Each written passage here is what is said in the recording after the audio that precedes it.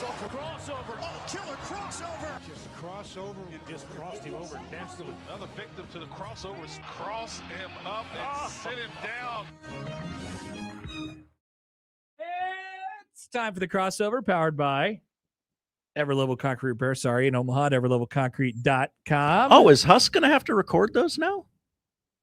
Whoa! Well, Great point, Josh. I don't want to take money out of Mac's pocket. Yeah, but... I mean, Mac doesn't lose his NIL deal just because he quit. You know. I mean, but what? Retired. But what is his title? Hi, I'm retiree Greg McDermott here for. He's got concrete. He's a man.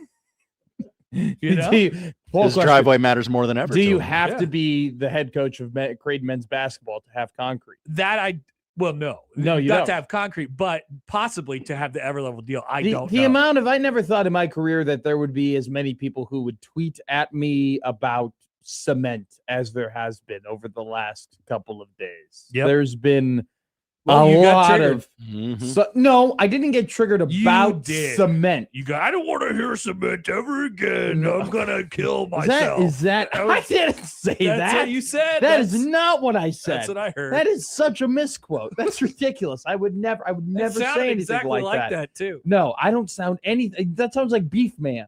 You just have like one voice for everything. You would be like, I do good voices. You would be the worst ventriloquist of all time. You would just do the same nobody's voice over and over and over and over. Trying to be a ventriloquist.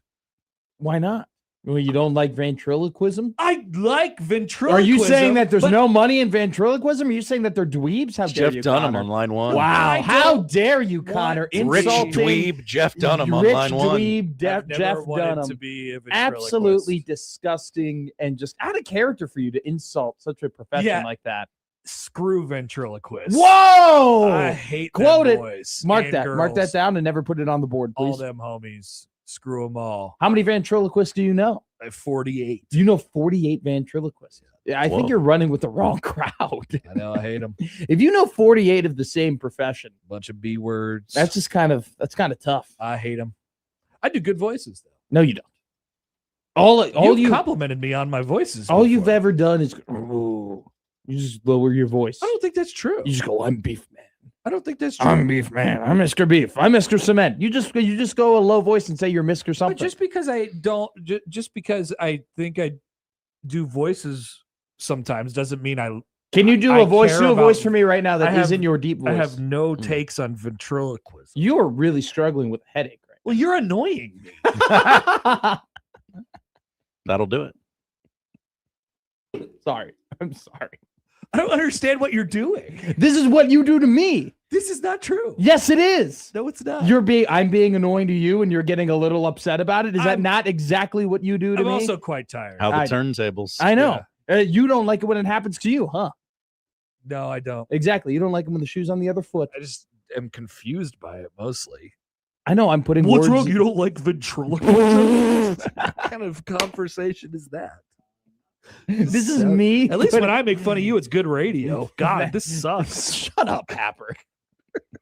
This is me putting words in your mouth. That was the point. I had to do a 3.5-hour college baseball game that featured 100 walks last night. The Crimea River. It was terrible. You got paid for it. I did. Yeah. That part was fine. That's what people always say to me when I complain about being on the air. And it was a nice night. It was wonderful. It was a terrific night for weather. That's for sure. That's for sure. No, I mean, doing baseball is something that I will never volunteer to do. I'm sorry. I have. Good. Nobody wants you Look to. at this kid. Thanks. 20, Thanks, Happer. 20 whatever years old, already turning down jobs. I've never been offered. He does that all the time. He's like, I don't think so. I don't think that's I mean, for the me. whole. You've really cornered yourself. Okay. You're sounding like my mother. All right. I prefer you not to. Okay.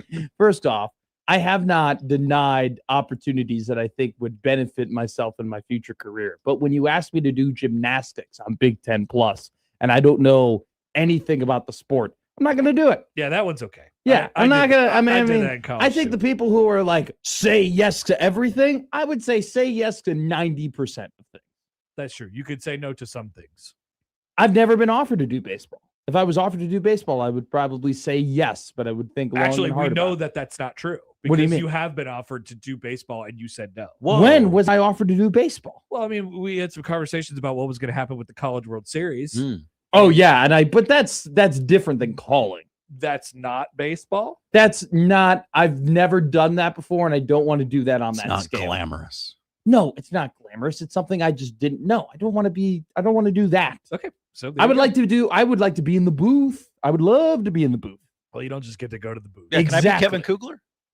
What? Can I be Kevin Kugler? No, I Unfortunately, have you no cannot. want to Okay. be Kevin Kugler. Sounds like you do. I have zero want to do that. See, now you're doing what I'm doing In to order you. to be Kevin That's right. Kugler, you got to be smaller. How Kevin many times do Kugler I have to first. say I don't want to be Kugler? Well, I know you want to be Kugler and all, but in order to do that, you have to pay your dues. I'd settle for being Nick Baugh. See, but I can't play basketball. I've already retired. Neither can he.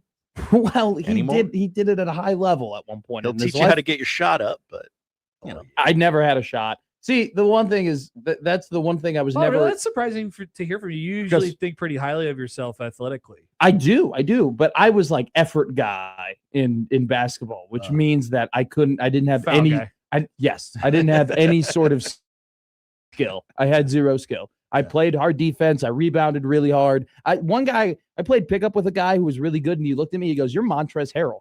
And I'm like, "But I'm like 5'10". I'm like, that's not good. That's not a good skill to You do have. not That's want not a to be good comp. Montrezl Harrell. I do not want to be Montrezl Harrell. Not in pickup. Not in pickup. You better be able to shoot if you're on my team. I can't shoot, which is why when we had this conversation about the media members versus the Creighton assistant coaches, okay, maybe when I was like 19, I would have been like fired up to do that and everything like that. At this, I have no interest. I would never volunteer or anything like that. Maybe when you were 19. 4 years ago, in my athletic prime, That's the best part of it. in my You're in your athletic. Theoretically, you're in your athletic prime. Like right now. I am probably the lowest in my athleticism I've ever been in my entire Yeah, life. but you're not old. You're Walking hurts. All right, I come home from walks Okay. and my ankles. Matt. It shouldn't. I know, And which is why I'm doing it. I think in 5 to 7 to 10 to 20 years, you'll be like, oh, it actually didn't hurt. Now it hurts.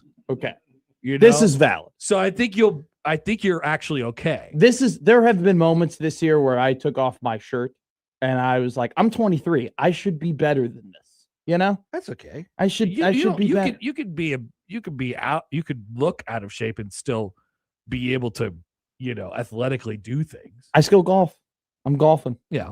But that doesn't really take that. Yeah, I know a lot of fat people who play golf. John Daly. A lot of them. Yeah, John Daly, Uncle John Daly His From- kid's going to be pretty good. from Happy Gilmore too. Yeah. He's not from Happy Gilmore. He's won a U.S. Open. He's He was actually- in Happy Gilmore too, was he not? That's his most recent He accomplishment. literally lived in a garage Yeah. and was called Uncle John Daly. He was a featured player. It's in that very movie. funny. All he was trying to do the By the entire way, movie was drink I'm not out going. of different things. Was John Daly just playing himself? Dude, Yes. we have not talked about how good of a movie that was.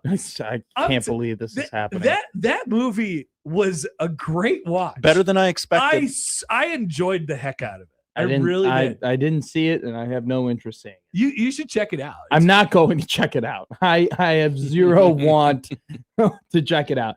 That is a slapstick dumb comedy movie. Oh, totally. That is right up your alley. You love Dumb and Dumber. Of course you love Happy Gilmore. Wait, too. do you not love slapstick comedies? Not really. What do you?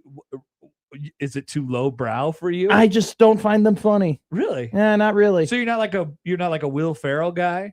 No, I think Will does more. Like, I'm not a Jim Carrey guy. Okay, what's the difference? I think that Will is just funnier. I find myself laughing at the what was that movie that they made with the Step Brothers? Like, that was a great movie. But his comedy is considering he is so large is quite physical. Like, I You think know, like Jim Carrey's sort of the I same. think in the Jim way he Carrey and Will Ferrell are very different, and I find I I've don't know, I just kind of always think Will Ferrell is like 2000s Jim Carrey.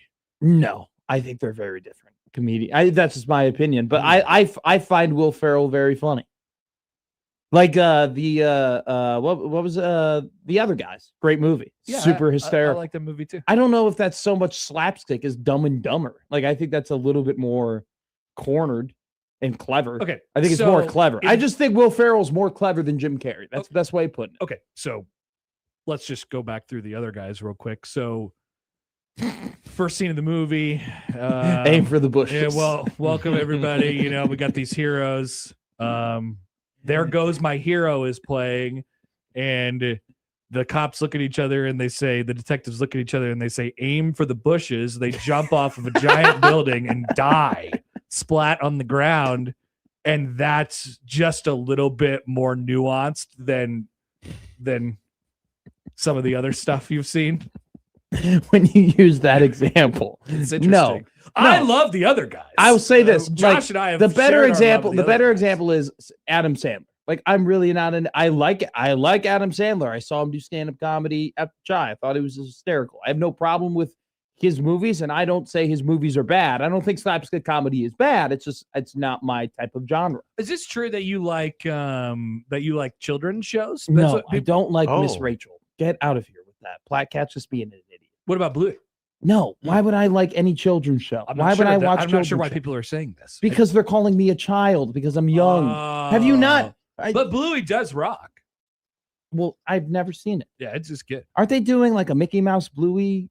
Little crossover. Yeah. Yeah, a little. Whoa, really? Yeah, that's Yeah. like Infinity War for Yeah. like When's 6-year-olds. that come out? I don't know.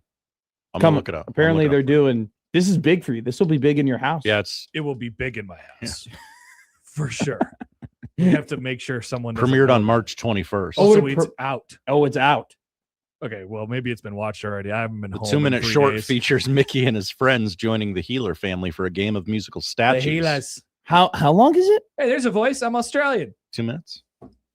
That was bad. It wasn't good. Put shrimps on the bobbin, mate. That was horrible. I do a better Australian than you do, mate. You know what you need Just to study because to you learn say your Australian mate accent? doesn't mean you get to be Dumb Australian. and Dumb and Dumber. That's where you learn your Australian accent. That is true. That's basically what he just Dude, said. you're Australian again. Well, I just said the word. I just said the last name of the Bluey family. The Heelers. I don't want. I don't like. Look, I like space movies. I think that would probably be the movies that I closely identify with. I like the movies about space.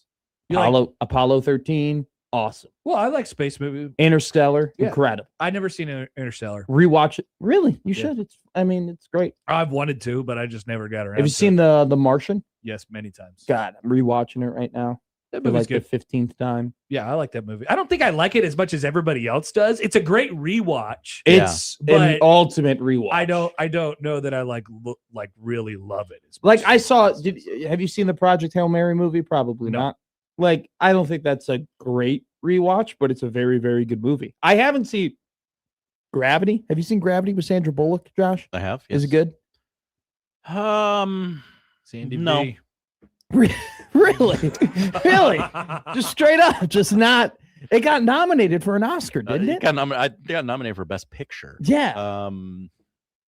I believe at the time it was a technical achievement that we were all marveled by, but Okay, but that was I think it's just Sandra Bullock floating in space for 2 hours. so Gravity and The Martian and the Interstellar. They Yeah. all came out at the same time, Mhm. They much did. like those 3 White House movies that we had, Yes. all back to back to back. That's right. Yes, we did. And I don't know whatever. I still to this day cannot keep them all straight. I cannot one of believe. them had Neither can Channing I. Tatum. Mhm. One of and them. That's the one I liked. One of them was Angel Has Fallen, right? And that was with the guy who played Harvey Dent, along with the Olympus has fallen, I believe, right? No, there's Olympus Has Fallen, and then I think Angel Has Fallen was like there's an Angel Has Fallen White House movie. Down, White House Down. Mhm. and then I don't know what the third one. White House Down was Channing Tatum.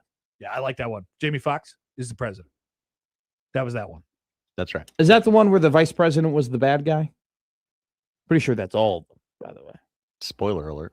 Yeah, I don't know. The vice president's I always the haven't. bad guy. I am now watching Paradise. I'm watching a television Are show. you watching? Yeah. Have you seen Designated Survivor? No. I mean, if you like White House movies, that's a good TV series to watch. If you like White House, Well, I'm watching Paradise. that's with the guy who he was in that bunny movie with Russell Crowe. What's a bunny movie with? Or Russell not, Crowe? not with Russell Crowe. He It's got a lot of people in it. I'm thinking about James Marsden. is the James president. Marsden. Yeah. There you go. Yeah. He got nominated for Emmy for that. He's great. I don't really know where it's going. I don't know where. I don't know what we're doing, but Isn't that the best? not necessarily. Not necessarily. Like I don't know what the show is yet. There's a lot of character, building and there's definitely things that have happened, so it's not boring. But I don't know where we're going. I don't Are know. you the type of guy that you'll just bail out in the middle of a season? No. Just be like, no, no. I'll usually watch it to You'll tough completion it all out? the way to Okay, good for you. every time. If I start something, I'll finish it. I am completely out on TV shows right now. I have no shows that I've fully watched. I have no shows that I'm like looking forward to. I'm just completely. I probably need one. I probably need a little hobby, but I don't want to do one of those long ones that everybody likes already. Like I haven't seen Breaking Bad.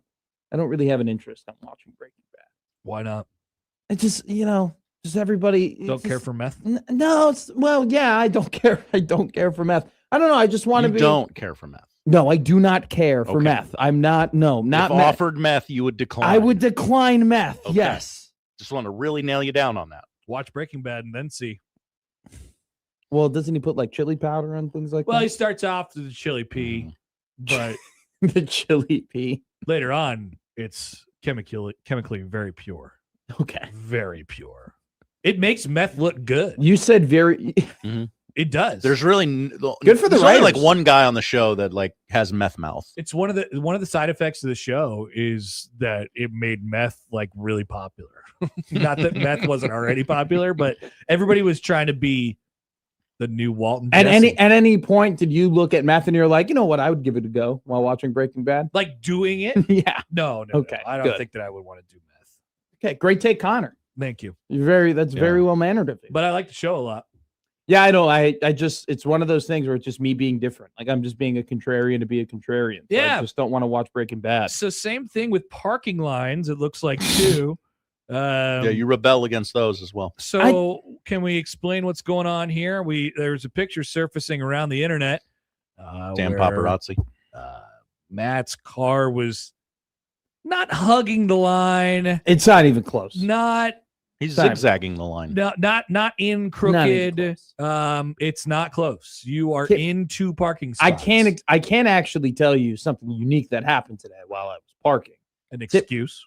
No, it's an occurrence. Okay. Okay. This All right. just occurred to happen. Just All right. happened to happen. I typically park. Josh Otson has his parking spot, and I like to park in front of Josh's parking spot, so Josh parks behind me because we're a team. It's just cool. We like park in the same area. Okay. So anyway, pulling into the parking lot, and there was a dad and there was a daughter who were walking on like parallel to my car when I was driving. And it was one of those things where I didn't want to have to stop and have them walk by and then pull in. And it was one of those things, if I sped up, I would get far enough ahead of them where I wasn't being rude by like cutting in front of them. Like I was a good 20 feet. So I went faster into the lot. Like I kind of accelerated into the parking lot as opposed to slowing down and turning in. When I accelerated in, I overshot the parking spot I'm typically in and went to the one over. Okay. Because I was going too fast. And so then I just pulled in and then I was like, oh, I'm a little bit like too far in front of the back line. Let me back up. And I backed up to the back line. But I guess I didn't realize my right fender was completely over Now the diagonal line. that's a pretty nice car. You have a backup cam. Yes. I do have a backup cam, yes. So you could see. If you look at the park job, the back of my car is lined up to the back of the line. No, I know, but like you should be able to see the sides too. Well, the parking lines are going diagonal, You're too and close. Is that what you're saying? I'm saying that it's diagonal, and I'm parked straight, I'm looking at it. and I'm parked flat on the line. Yeah. So when I backed my back up to the parking spot, I was like, all right, I'm lined up, but I didn't realize that I didn't turn the car. Okay, here's another question then. Was there a car next to you No, this was a completely empty parking lot. except for Josh's car? Josh was not there yet. Yeah, he got here before me. Oh, Yeah. wow. I parked that car at like 8:10 today. Now I don't know if that's worse or better. 8:05. I think it'd probably be worse that it was an empty parking Well, lot you and I like could to- clearly you see do the like to lines have and I the didn't other- park I properly. do like to have the other cars to sort of give you guidance, especially if you're incapable. But Clearly, I'm incapable. but I'm not making any excuses here. That was an embarrassment of a park job that I put on today. Okay, and I did not find out. Have you rectified it? I have not, because I found out when we got on the air that has been going around. So after this segment, I will go and rectify the problem. There you go. But no, I'm not bad at parking though. I'm a good, despite the evidence. You're good at parking. Well, I think this is a little ridiculous now that I'm going to be labeled as a bad parker or Matt Mick can't drive or This some is the BS. afternoon The crossover, by BS the way. like this. Like I'm going to be labeled as some terrible driver now. Mhm. And that's a hunk of crap because I've parked my car now like 400 times in the parking lot. And the one time you don't park it correctly because you just have a brain fart, now you're a bad driver. I feel like it should be given a little bit of, Here's the problem. warranty. We don't have the evidence to suggest that you park well. Yeah, nobody's taking photos of good park I feel jobs. like, Yeah, right. you know what, should we start doing that, Josh? Maybe. I think we should start going to the parking lot and tweeting out good park jobs. You should. I think we should. That'd be nice. That'd be a good burner account. You know, there's 1620 the park job. yeah, there's accounts on 1620 the Facebook that are like park you park like a bleep, you know. Yeah. I would Why end don't we up do a on good that one. parkers account? Mine's really good. I got a great parking situation when I get here in the morning because The whole lot's open. so the whole lot's open except for Spicoli and Meg. And Joey parks in the front. So I park in the side. I just assumed Joey does Spicoli park. ran to work And so with that weighted vest. there for whatever reason, Meg parks in the second spot in the line closest to the building, the second spot over. Mhm. And Spicoli parks in the far one, on the other line. And there's just a nice little runway for me to slide right in there, straight on every Do time you park like right in the middle? of the spot. Yeah. Completely. Yeah. I would never be able to mess No, it no, up. no, no, no. Right in the middle. The spot is in the right of the middle of the parking lot. though. Oh no. Oh. It's the furthest one. Oh, at the time. really? Yeah. Oh, very interesting. Yeah. You go all the way back there. Oh, good for you. Okay. I was just breaking it down. Yeah, I thought good. you would just park right in the middle of all the parking spots. No, what that would be stupid. You want to stack it up. Okay. I didn't know that. I would rather stack it up than just park in the middle. Well, I willy-nilly. went ahead and that's what I That's a good personal question for Mhm. people. If you see Yeah. an open parking lot, what do you do? I park. Well, in my I'm either park in the very front or the very back. I Definitely actually down the middle. I sideswiped the car like 8 months ago, like turn. Okay, I know this is helping the case. Okay, Interesting. this is not helping the case, but it was a flub. Okay, it's the only time I've ever gotten into a quote unquote accident. I hit a parked car. Okay, Interesting. and now I do have a little bit of PTSD from making that mistake to the point where if there's like if there's two parked cars and there's a spot in the middle, I am more likely to go down 30 more feet and just find an open slot. You got the yips. I have the yips to park. get the parking yips. I have the parking yips. That's tough. I agree with the stacking thing. That's why I set up the stack for Josh every morning. Stack them up, baby. I stack them up. I set up the stack. Oh yeah. I am familiar with the Josh parking spot. You are familiar? Yeah, I am because I would come in. I would come in after him, and I would just peek in the front lot just to make sure he was here. See, I was If he wasn't, I'd get scared and sad. Why sad? Well, because I would like to hang out with Josh for 4 hours on the radio. Did you guys used to hang out like the entire time before the show? Yeah, I would go into his office. Yeah, And you would, okay. I would listen to Nick talk about Japanese stuff. I definitely don't want that. That's it. I mean, That's the all one that time I happened. did hang out in the room beforehand. I also listened to Nick say, "Do you like my thumbnail?" Mhm. And then Every day. And it then was time to start the show. and then he goes, knight to b4. Queen to c6. Yeah, yes, exactly. Yeah, I just checked the king. Uh-huh. Yeah, no, I don't do that. Do you miss that, Josh? Do you wish I did that? Do you wish I I don't. Oh, you can I say don't no. care. It's I don't okay. care. Okay. I one time after the show, I was just like, I clearly didn't get enough of Josh during the 4 hours we were on the air together. And I just sat in his office for 30 minutes like a little kid. Always welcome. Like I was just decompressing Mhm. and I just sat there like a 5-year-old. One I was thing I just learned waiting about for dad to Josh go home. Is he really loves when coworkers come up to him and talk to him about mindless things. Yeah. He loves when that happens. Yeah. I He do. never- I'm famous for that. He never wonders like, does anybody do anything here Nope. or what, whatever. Like he just really wants to. I'm connect. 100% confident you will get Yeah. to your work and get it all done. He I really- have no worries about your work-life balance. He really wants to connect with people. That's what Josh is trying to do here. I did realize that Josh really did find a joy when we did a segment on Reebok shoes. Oh. Like when we did a random ass 1990s apparel segment that came out of nowhere. Mhm. I've never seen the light glow in his eyes like that. Yeah, it's really And weird. In this room, I would like to not focus on work. Outside of this room, Yeah, it's literally why the only hell thing. are we not working? No, I agree. It's one of those things where I go and like we were done with that segment and I saw how happy Josh was. And I was like, it's my responsibility to do more of that. You Like, gotta you got to give Josh some, toss him some crumbs. There have been moments. I'll inside of baseball. There are moments, it's a new show and we're figuring things out and we're figuring each other out. And Josh and I we're having a closer relationship now. There are multiple times where I go, I don't really care about anything other than were you happy during that or like were you having fun? And as long as Josh goes, no, I'm having fun. I'm like, great, we're doing a great job. There are moments where that's all I care about. I love it because he's got to sit here and listen to my rants for 2.5 hours. I do have to listen to the show better than anyone else. He does. Josh does do a good job of putting me over, though. You know what that's a wrestling term? Nope. I didn't. What does that mean? That means like propping you up or like making you look good. Or like, of course, Josh is an incredible. Josh does that better than anybody I've ever seen. Terrific. Hey, Josh, pretend you're not here while we're complimenting. Okay, that's fine. Yeah. I got work I could do.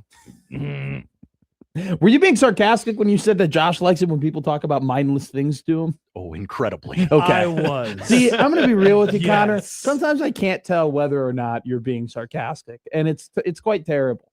My sarcasm awareness is probably worse than my park ability. Mm.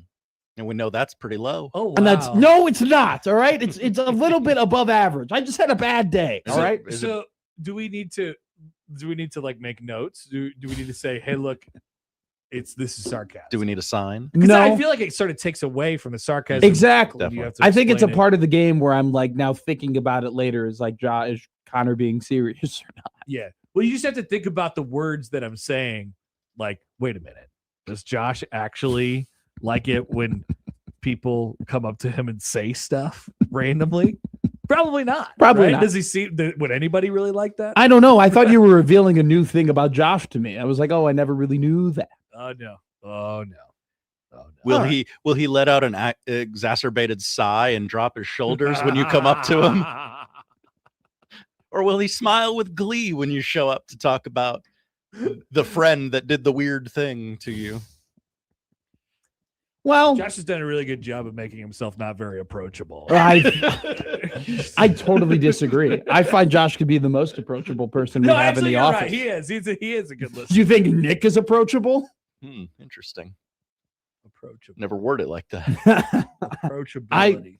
I love Nick. I love Nick Grip. I do. I really do. But I don't think he's as approachable as Josh is. What is it about me? Body language. Okay. You just look like a dad. You're just a dad. Yeah, I think I give off that. You vibe. just look like a cuddly man who's going to be able to hug you and tell you everything is going to be okay. That's what you look like. I mean, everything is going to be okay. Yeah, exactly. He's right. Nick looks like he's about to tell me a fun fact all the time. Would you question the validity of the fun fact? You know what? If I didn't know him, I would not. If I did, I think that's what he's banking on as well. I think if I did know him, I absolutely would. It's a dangerous game. Dangerous game. Alrighty. Well, I hope this radio show got better after our annoying beginning with ventriloquism. I hope so. I hope so. I hope the viewer enjoyed it. And I hope the viewer enjoys Middays with Matt, which is coming up next because that was the crossover, which is powered by Everlevel Concrete Repair in Omaha at everlevelconcrete.com. Big day. The day. Here on 1620 The Zone Radio Network, the game. We talk about it all afternoon long here on Middays.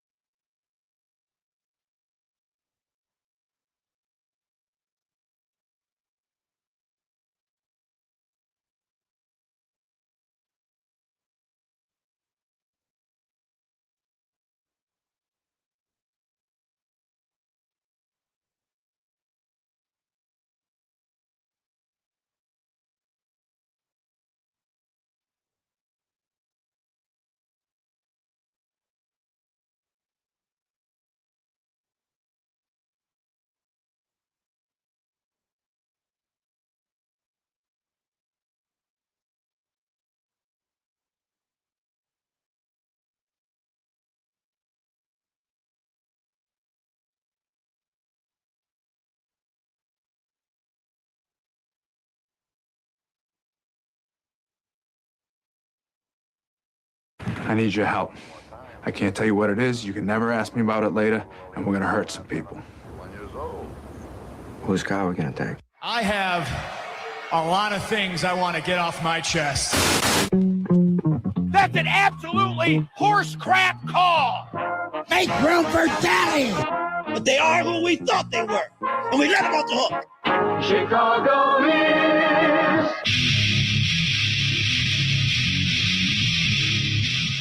This is Middays with Matt on 1620 The Zone.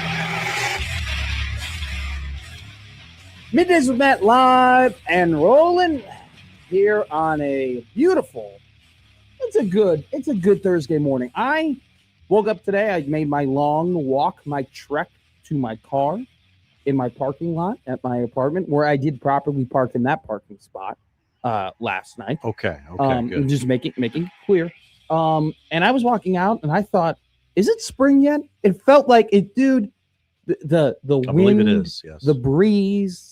You know, it wasn't too cold. There was a decent amount of sunlight, but not like a summery amount of sunlight. Yesterday was great. It has been spring for 6 days. It's been spring for 6 days. That damn groundhog should have came sooner. Mm-hmm. That's why he's on our dead to us list.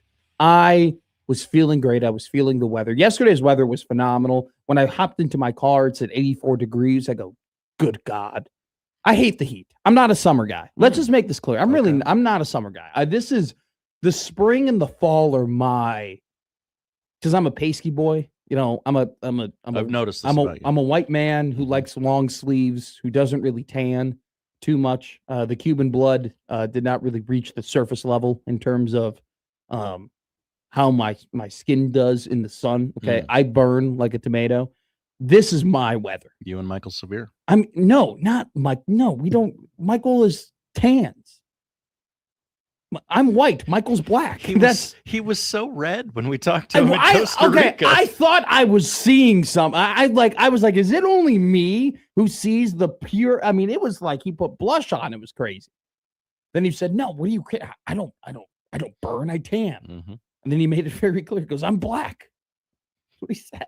Hadn't noticed. Good on you, Josh, for not seeing color. That is very, very progressive. Good for you. Anyway, I'm in my prime right now. Okay. 75 degrees, little bit of breeze. You know, you wake up in the morning, you don't have to put on a coat, right? You wear that's the one thing I hated about working in the morning. I mean, honestly, like waking up at 4 a.m. really, I mean, it's so much better now. Don't get me wrong. But when you would wake up in the morning and it would say, hey, it's 31 degrees right now, and you would put on a coat and you would put on sweatpants and you would put on a shirt and everything like that, and then you would leave the office and it would go up 45 degrees and you're like, good Lord, what is happening? Mm-hmm. The fact that now like spring and fall is the epitome of when I wake up, it's the same temperature as when I leave my work. And that is phenomenal. So we are in the prime of Matt McMaster weather. So congratulations to you. Congratulations to me. Congratulations to Nebraska basketball on their historic season that could come to a conclusion tonight. No. It could come to an end tonight. It is going to be a war tonight between the Iowa Hawkeyes and the Nebraska Cornhuskers in Houston, where Busch Light is currently being shipped by the droves over to Houston. I would not be surprised if the Husker faithful is already hanging and banging right now. 7:45 tip-off between the Iowa Hawkeyes and the Nebraska Cornhuskers. An elite announcing crew. Kevin Harlan, Stan Van Gundy, Lauren Shahadi on the side. Gonna be absolutely phenomenal. And you cannot forget about Robbie Hummel as well, who will be on the call in Houston tonight. The rubber match between Iowa and Nebraska. There are some people who have expressed to me that they're happy that Nebraska didn't win both matchups because there would be the cliche, oh, it's hard to beat a team for 3 times in one season. It is. People forget. People forget. People really do forget. No, they don't. No one ever forgets. We beat that thing like a dead horse in every single sport. It's really, really hard to beat a team 3 times in one season. So good on Nebraska basketball for having the foresight to lose one of those games. Uh-huh. You know what? Tired trying to go 2-0 against Iowa. Wired going 1-1 for when you play them the third time in the NCAA tournament. Who says Chestnut checkers. exactly? I mean, I'm reading all of these scouting reports on Twitter of all these people saying that Ben McCollum has the X's and O's advantage. I think Fred Hoiberg was actually 7 steps ahead of him. He knew. Actually, I think That's how we do it in D1, baby. Fred is too humble to admit it, but he knew that Iowa was going to beat Florida. He believed in Iowa before Iowa believed in himself. Right. Okay? And now pretty evident now. Very evident right now. I mean, Fred Hoiberg, about every team that Nebraska has beaten, goes, that's a great team. He's pretty consistent on that. Don't want to take anything away from insert team name here. See, here's the thing though. Like Fred does a very good job of doing that, where Matt Rule does not. Because Matt Rule will beat a team that we watch and we go, that's a bad team. And Matt will go, no, that's a good team. That's a good team. We just beat a good team. I'm telling you all, it's a good team. Game went about how I thought it would. Yeah. I saw it all in my head before we even stepped out into the field. I knew we were going to get our asses run against Utah. He didn't say that. I'm just making a joke. Sarcasm, everybody. No, there's been no bigger game in the history of Nebraska basketball. I think that goes without saying. And tonight is going to be absolutely incredible in an atmosphere that will be loud. It will be hostile. It will be, honestly, everything that I think everybody is building it up to be. And these are two teams that I don't think it's any surprise that if you've watched them throughout the season, that they play each other really close. I think that Nebraska has the skill advantage top to bottom. I think Nebraska has just better players than Iowa. I think Iowa has the best player on the court in Bennett Skirts. He's an absolute stud. But if we're talking, the top 10 players, I think that Nebraska has more of them than Iowa does. But at the same time, Iowa's passing ability and the X's and O's man, Ben McCollum, they take advantage of Nebraska's aggressive double teams, I think, better than basically anybody else that Nebraska has played this season. The thing is that if Iowa had better players, they would make more three-pointers. And if they made more three-pointers, they would have beaten Nebraska not once but twice this season. But they got some guys, Cooper Koch being one of them, who is catching fire from 3 points. We will break down the entire game, looking at game one, looking at game two, similarities between those games. What did Nebraska change? What is Iowa going to adapt to tonight to try and defeat the Huskers? Let's go ahead and look at Iowa's game against Florida to see some of the things that they did against the Gators. Could they do that against the Huskers? Some of the fobs of the games. We don't do keys of the games here because we're not simpletons. That's we right. do fobs. And by the way, I mean, like, of my generation, owning a key is like, really? You got a key? Your apartment uses a key? It's all fobs now, baby. We're destroying your antiquated notions of what sports radio can be. Fobs to the game. We're just changing the name. Yeah, but we don't do things like those old timers do. Keys to the game.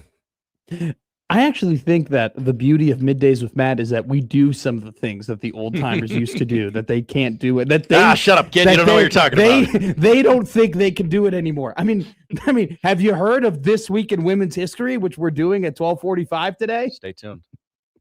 We really are setting sports radio back with this show.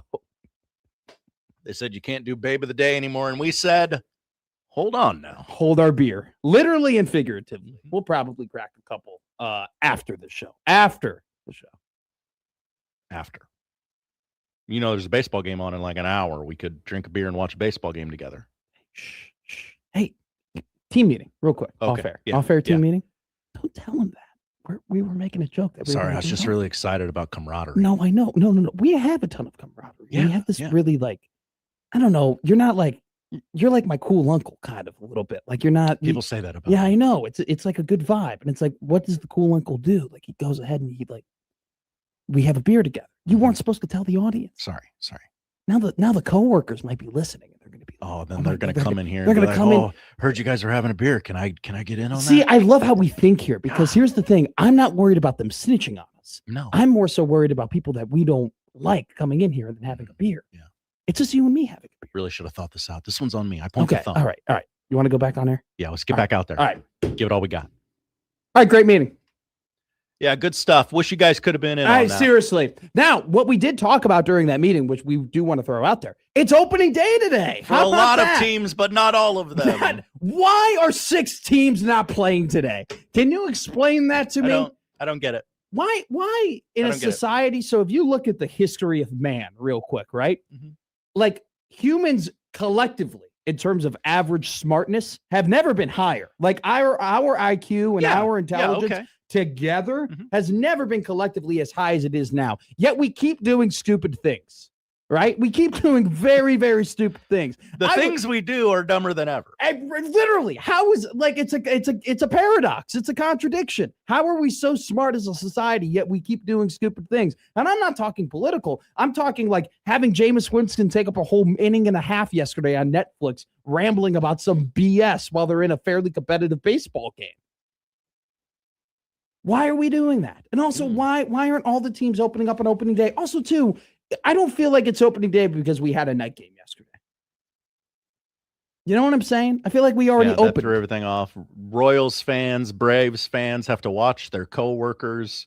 Oh, it's opening day. Oh, congrats. It's opening day. Happy opening day. And Royals and Braves fans today are like, not opening day for me. It's like we opened up a bottle of wine. Mm-hmm. We put a cork in it. Then we went to bed. We woke up the next morning and we reopened the bottle of wine and said, hey, we're opening the bottle of wine for the first time. We're not. We already opened the bottle. We already kicked off the season yesterday, which was stupid. So anyway, opening day today, Cubs start off at 1:20 against the Washington Nationals. The first ever opening day I went to as a kid was at Wrigley Field against the Washington Nationals. The Cubs lost that game on a Giovanni Soto strikeout. It was 2012. If you want to go and look up the box score, I think yes. No, not did a Soto strikeout end it? I forget. But Cubs lost that game. It's a tough season, 2012. Not a lot of great things happened for the Cubs. Who do the Braves play today? Nobody. They'll play the Royals tomorrow.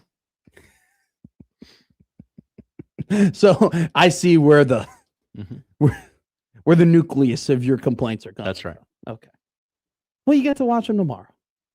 That's so stupid. That is so dumb. Anyway, opening day is today. Nebraska plays Iowa today. Also, a slew of really good college basketball games going on before and after Nebraska plays. The first game of the day will be at 7:10 on CBS between Texas and Purdue. That should be a good matchup. Arkansas and Arizona. We'll talk about that game. I'll spoil it a little bit right now. On the surface level, Arkansas versus Arizona seems like a very good matchup. It's going to be a fun game. Two high-scoring teams. Got some lottery picks that are going to be in there. Burries for Arizona. You got Acuff for Arkansas. It's going to be some great stuff, right? Hot team in Arkansas that's won 9 of their last 10 games. Arizona, a physically dominant team that a lot of people are excited for. Tommy Lloyd quickly proving that he is one of the best coaches over the last 5 seasons in college basketball. Arizona 1 seed, Arkansas the 4 seed, and SEC tournament champion. People are excited for that, right? I don't think it's as good of a matchup as people are making it out to be. I actually think it's quite a terrible matchup, and there's a very high likelihood it ends up being in a blowout. We'll tell you who blows out who, though, later in the show on Middays with Matt. And after, or I guess during that game, because that game tips off at 9:45. Quick complaint here, because I'm never above that. We have 4 games on today, right? 4 games are playing. We do, being yes, played. yes. Why do we have to tip off one of them at 10:05? I don't know that we do. Well, it's Eastern time, 10:05. Well, Eastern. yeah. What? Why are we doing that? Why can't we start some of the games at like 5:30 or 6? We're going for prime time ratings. Can you not stay up until 11 o'clock? Are you saying that I'm in the wrong here? I don't like 9 o'clock tip offs. Yeah, one of the things you're going to need to learn about me is that one of my sports media pet peeves is people on the East Coast complaining about the game started too late. Okay. You know what? I'll remove that from my brain. I got that opinion off my brain. I got a push notification from ESPN. I only subscribe to like, hey, so-and-so died at the age of blah, blah, blah. Those are the only push notifications I get from ESPN. I'm not like other people who get a push notification because the wind is up over 5 miles an hour. Hey, okay. And I got one that said, really making fun of me today, inadvertently. I got a push notification yesterday that said Mad Dog was mad that the tip times were late, and I wanted to throw my phone through a wall. I have a question for you. When a guy whose nickname is Mad Dog gets mad about something, are you ever really surprised? Okay, yeah, that's another good critique on that particular story in sports like, media. Like, I understand if ESPN as the conglomerate was complaining about the tip time, I would agree with you. First off, I like Mad Dog. I think he's very funny. He's a gem. He's very funny. He's a gem. He's very entertaining. He's actually probably the most I don't care that Mad Dog is wrong. I just laugh and think it's very entertaining. Exactly. I really don't have any. That guy does not have to give a good sports opinion. He does not have to. He is so entertaining. He's so funny. He seems like he's a great guy to have a beer with, if I'm being honest with you. He'll just talk your ear off and order a gummy with you. I'm going to be real. I would love to take him to a dinner. He's the type of guy that would order the appetizers for the table, and that's my favorite type of human. If you have the chutzpah to be like, hey, apps for the table, and then pick up the tab, I will roll with you for the rest of my life. You will have my forever loyalty.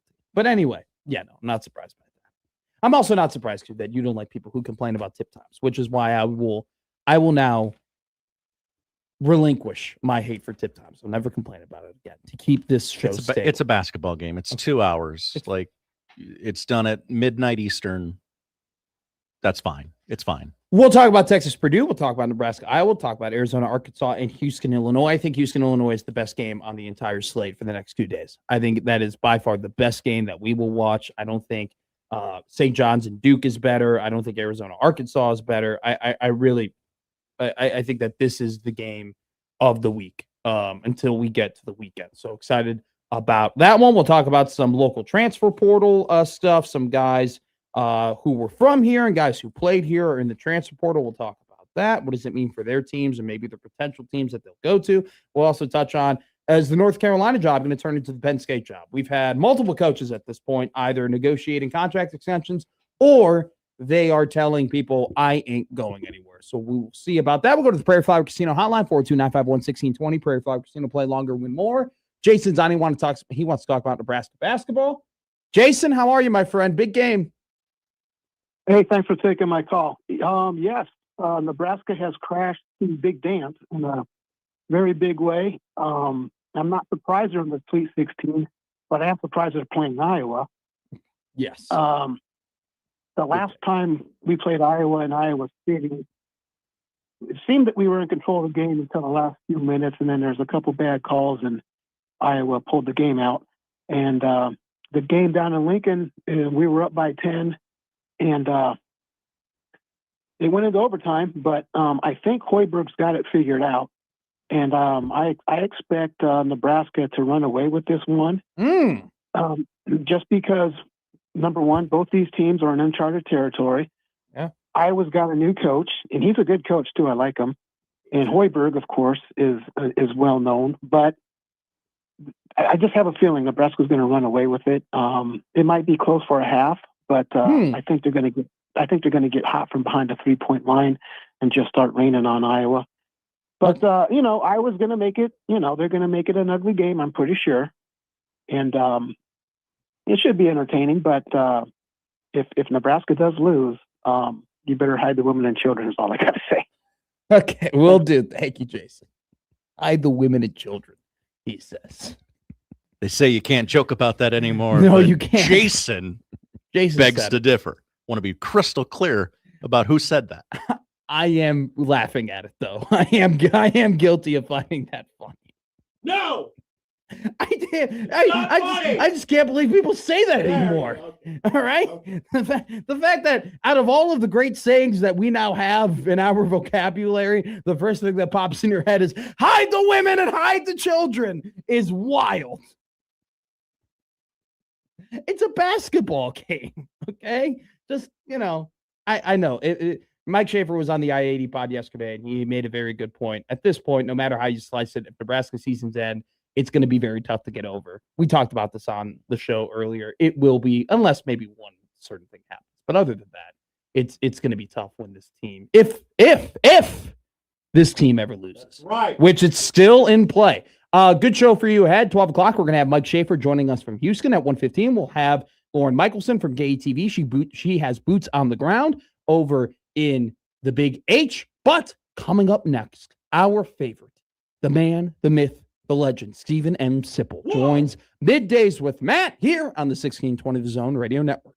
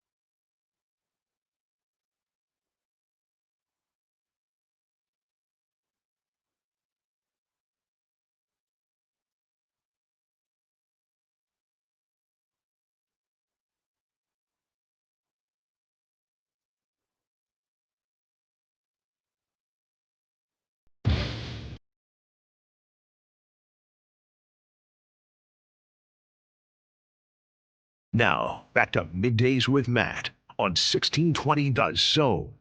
You're sitting down right now. Maybe you're sitting down on your couch. Maybe you're sitting down in your office. Maybe you're at your desk. Maybe you are driving a car and you're thinking, you know what? There is a concert that I want to go to. All right. I really want to go to a concert. Well, we have it for you. Go to 1620thezone.com.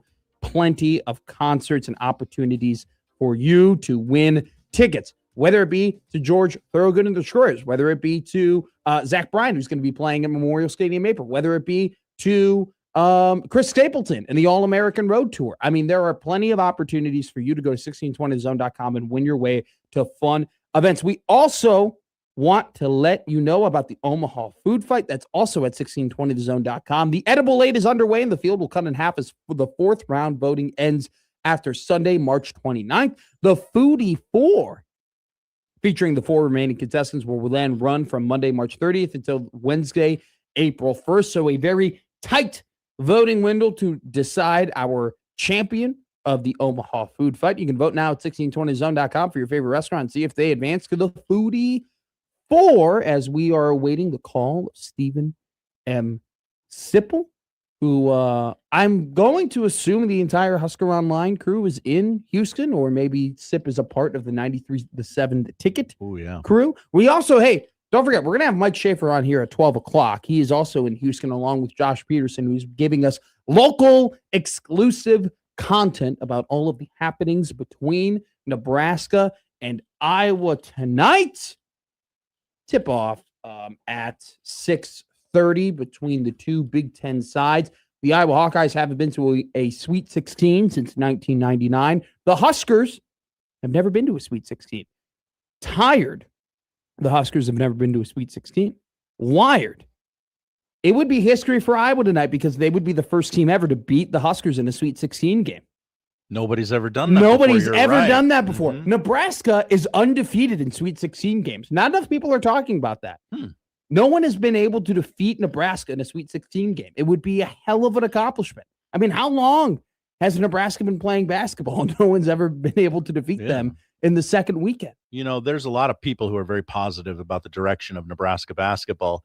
You, with that previous statement, might have just catapulted yourself to being the most positive. No one's ever done it, Josh. Yeah. I mean, what a dominant program you have to have never lost a Sweet 16 game. I mean, how many times has North Carolina lost in the Sweet 16? I mean, countless Kansas, amount of times. Duke. I mean, they're losers, if you ask Exactly. me. Poverty programs. You lose in the Sweet 16, Nebraska's never done it before. So it would be one Herculean task for the Iowa Hawkeyes to do what no team has ever done before. How about that for a spin zone?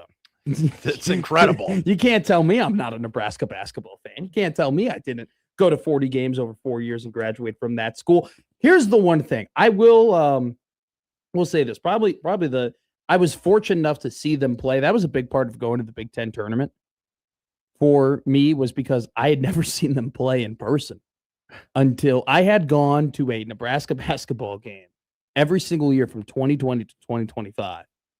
Did not go this year to Pinnacle Bank Arena. Will forever be one of my bigger regrets that I will have. I literally watched every game on television, but I just never made it was always weird. It was the morning show, and so I didn't want to make the trip and then wake up early. Get back late. Yeah, and then it just turned into I was trying to figure out my life. If my math and Wikipedia are correct, North Carolina has lost in the Sweet 16 31 times. How in program embarrassing. history. Yeah. How embarrassing. No wonder they fired their coach. And by the way, nobody wants that job. Sure seems like it. Tommy Lloyd got a contract extension last year. It was a 1-year contract extension that raised his salary, but there still is plenty more money to make for Tommy Lloyd currently right now. By the end of his salary, he'll be making $11 million. He did everything but deny that he doesn't want to be the North Carolina head coach. But he did the agent thing where he's like, I love it here. This is a great spot here. Why would I ever want to leave here? This is beautiful. But we're just taking it one game at a time. We're just going to, we got a lot of momentum. We're just focusing on one game after another game. No big deal. So I think he's still trying to get probably another 1-year extension, capitalize on the fact that his team is a 1 seed. And I think this is an awful matchup for Arkansas tonight. Oh no, those are your guys. I like the Razorbacks. Okay, have won 9 of their last 10 games. They won the SEC tournament title. They had a really good weekend.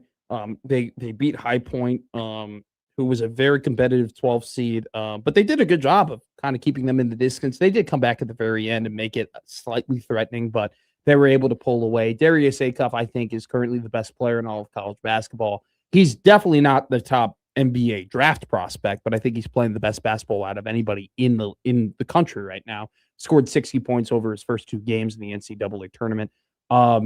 This Arkansas team, they're fast, they're really good at offense. They're long, they're athletic, they're lanky. I think on the surface level, you look at this matchup and you get very excited. Say, wow, Arizona has got a ton of talent. Arizona's big. Arizona's physical. They got the Big 12 Player of the Year. They got Burries, who's going to go ahead and be a top draft pick, probably in the top 10. Like, this is a fun, exciting, fast-paced, high-scoring matchup for the casual college basketball viewer. If you look below the surface, though, this is actually a really, really bad matchup for Arkansas for a couple of reasons. First off, Arkansas has terrible, terrible paint defense. They're 310th in the country when it comes to 2-point field goal percentage this season. Arizona is going to be able to dominate in the paint, get whatever they want. I mentioned multiple times that they've won 9 out of their last 10 games. Do you know what that one loss, and who that was against? Oh, no. It was against Florida. And Florida, in my opinion, poses probably the closest threat in the SEC in terms of matchups that Arizona can pose to Arkansas. So, well, luckily we don't have to worry about Florida. We do not have to worry about Florida, but do you know who's a better Florida? Arizona. Oh, no. So I think Arizona, so in their loss against Florida, they gave up. Florida grabbed 48% of their initial misses. That's crazy.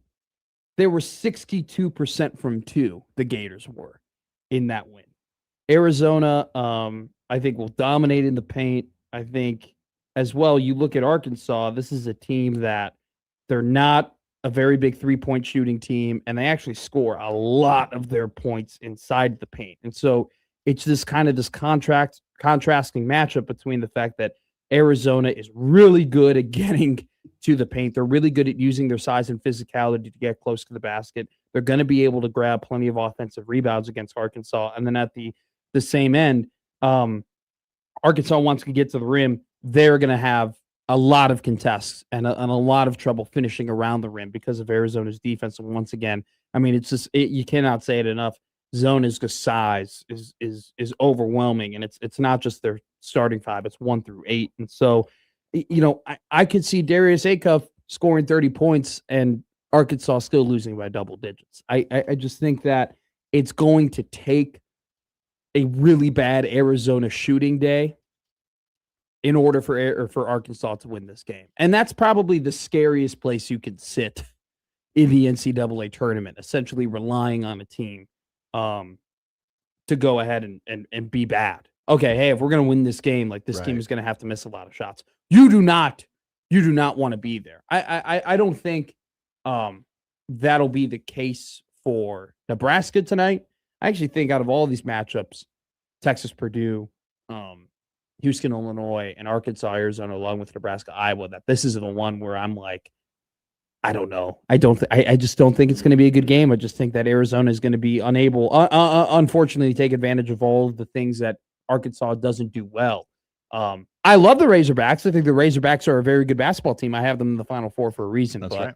Just do your homework on this game and you go, unless Zona just lays an egg and Acuff goes off, or Arkansas somehow turns the tide and does things that they really haven't been able to do this season, I just don't see a victory for him. I think the best game, though, tonight is Houston versus Illinois. These are 2 of the top 6 teams in KenPom. Houston is 4th in KenPom. Illinois is 6th in KenPom. I've talked about this before with Illinois. When they play a smaller team, they bully them. I mean, they stuff their head in a locker, right? It's one of those things where it's just they can use that size with Merkovich, use the size with Ivasic, use their size with Hugh Murkhouse and Jake Davis and Wagler. They just have a ton of physicality up and down that roster. But when they've gone ahead and played teams that can match that physicality, like a Michigan State, can match that size, like a Michigan, they kind of fall flat, And I think the one time there's really been 2 times this season where Illinois has fallen victim to not being able to take advantage of a dominant front court, and that was really against Nebraska, the first go around these 2 teams, the first time those 2 teams played in Champaign, and then Wisconsin. I don't know, Wisconsin with just Boyd and Blackwell was just a weird matchup for Illinois. But outside of that, like, they've been able to really impose their physical will on a ton of teams. This is going to be an interesting game because Houston is all about physicality. Houston is all about defense. Kelvin Sampson has made a living and made a reputation for being one of the best defensive coaches in all of college basketball and has built this Houston team around their ability to play defense. Now, I think that the difference, in this Houston team is Kingston Fleming. Now, his efficiency numbers have definitely dropped a little bit from the beginning and middle of the season to the end of the season and into the postseason.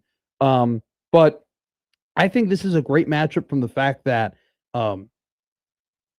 Illinois' 5-out offense is going to spread out Houston.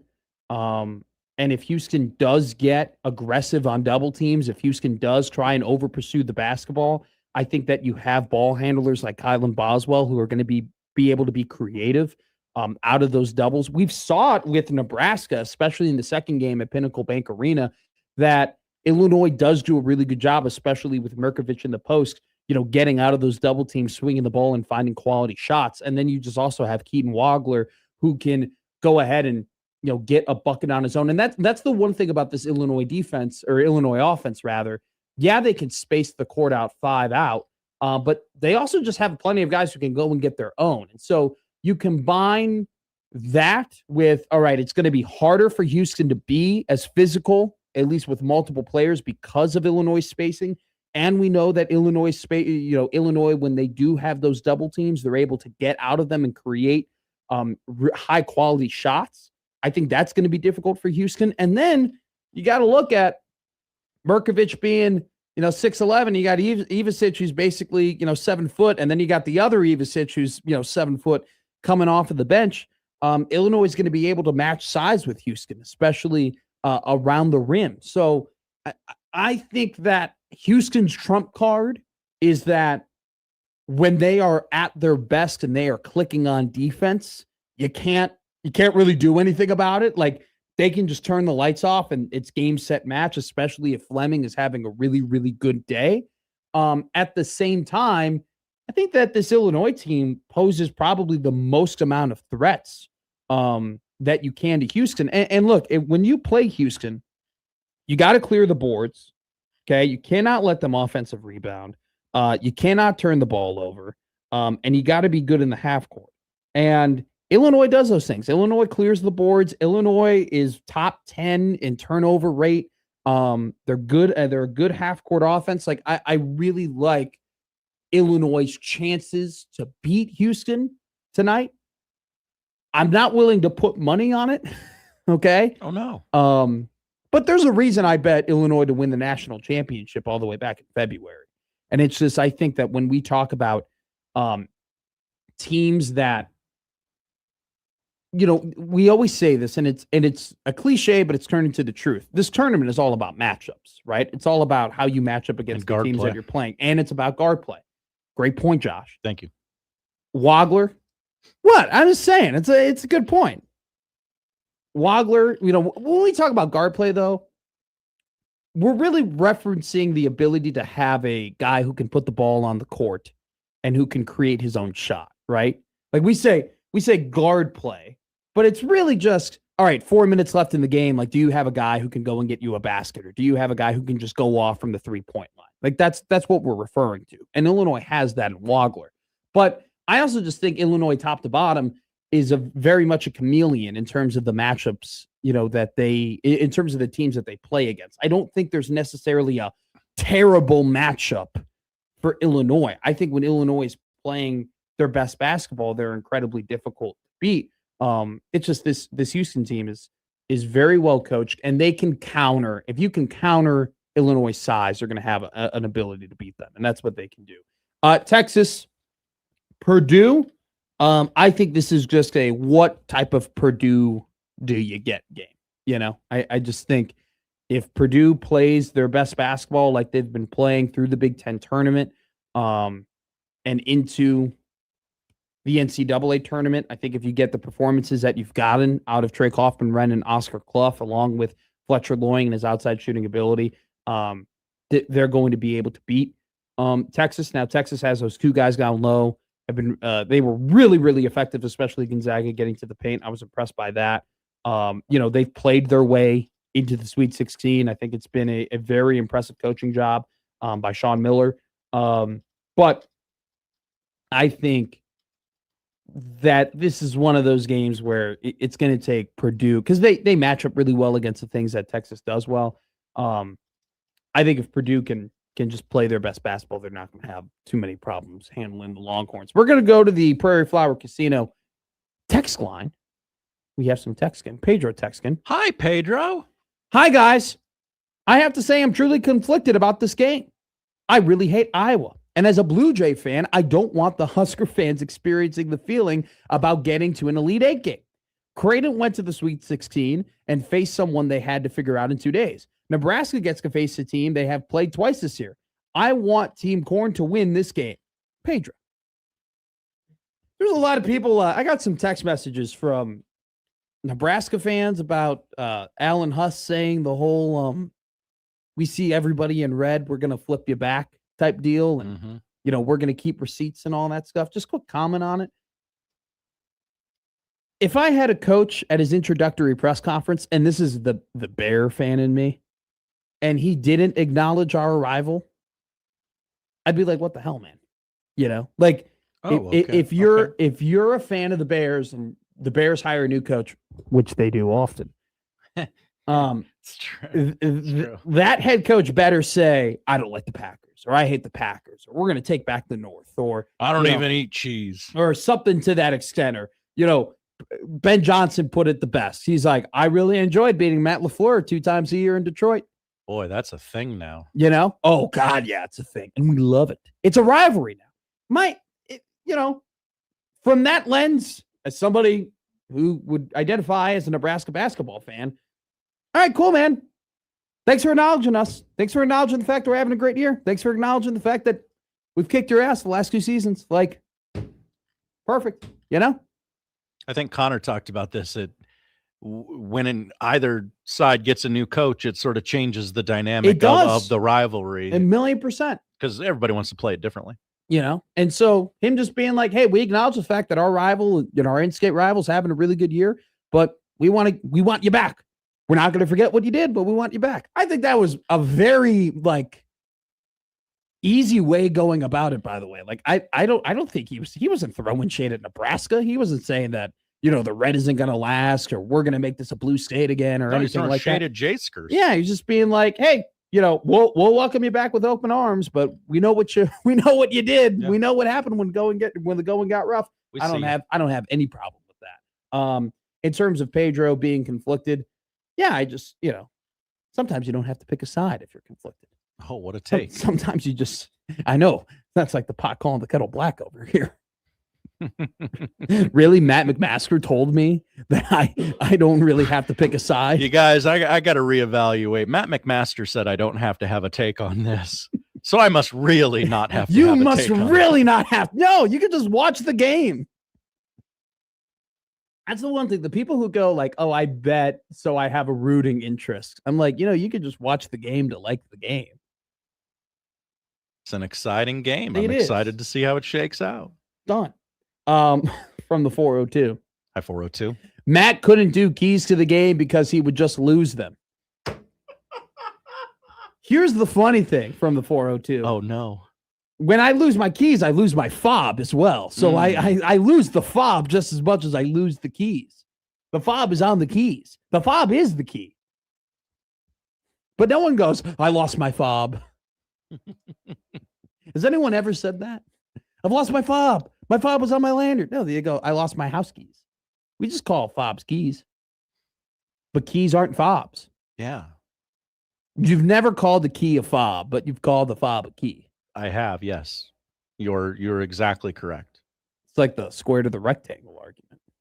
Oh yeah. Not even an argument, by the way, just a fact. From LSD Science. Will. Hi, LSD. He goes, this is funny.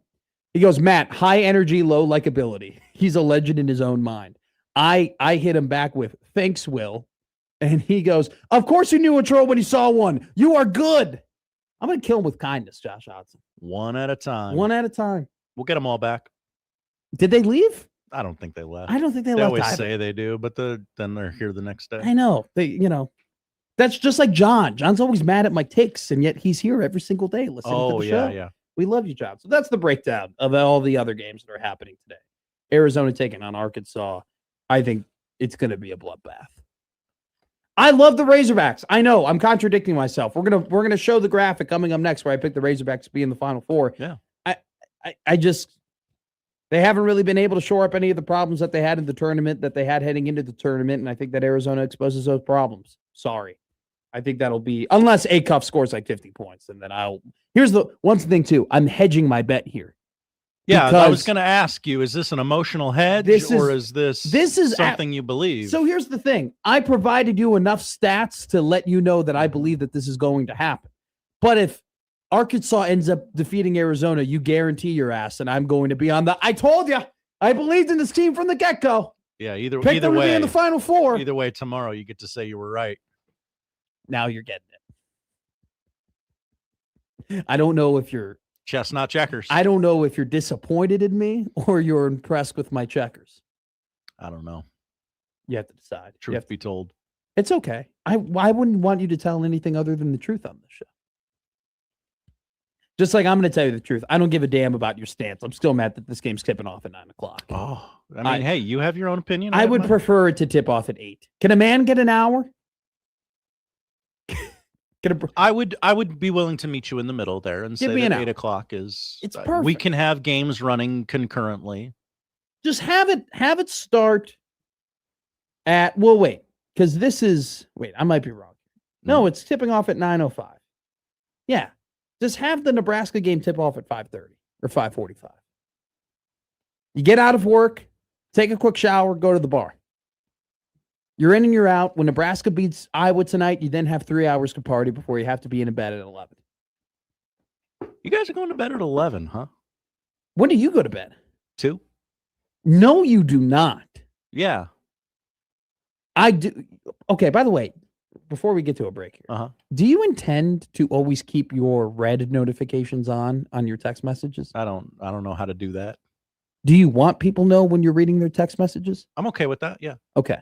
I just want. Are you mad that I don't reply to the tweet every night, text every night? Okay. First off, I'm used to that. Okay. Okay. Oh yeah. I'm very used to that. That doesn't bother me. I'm bringing up past trauma. Yeah, you've actually already have responded to the text more than others had. Yes. So anyway, what? Jack Mitchell would never reply. You try and give him ideas. Jack Mitchell never had me on his show. Oh. He never even bothered to have his sports reporter report the sports. I was trying to help. Come on, it's out there. Listen. What I was saying is I just want to because for the longest time, I had my red notifications on. And I didn't know and nobody told me. And then my ex-girlfriend told me about it. And I go, ooh, okay. So I turned it off, and then that caused a fight. Because she was like, what are you trying to hide from me? You know, that type of deal.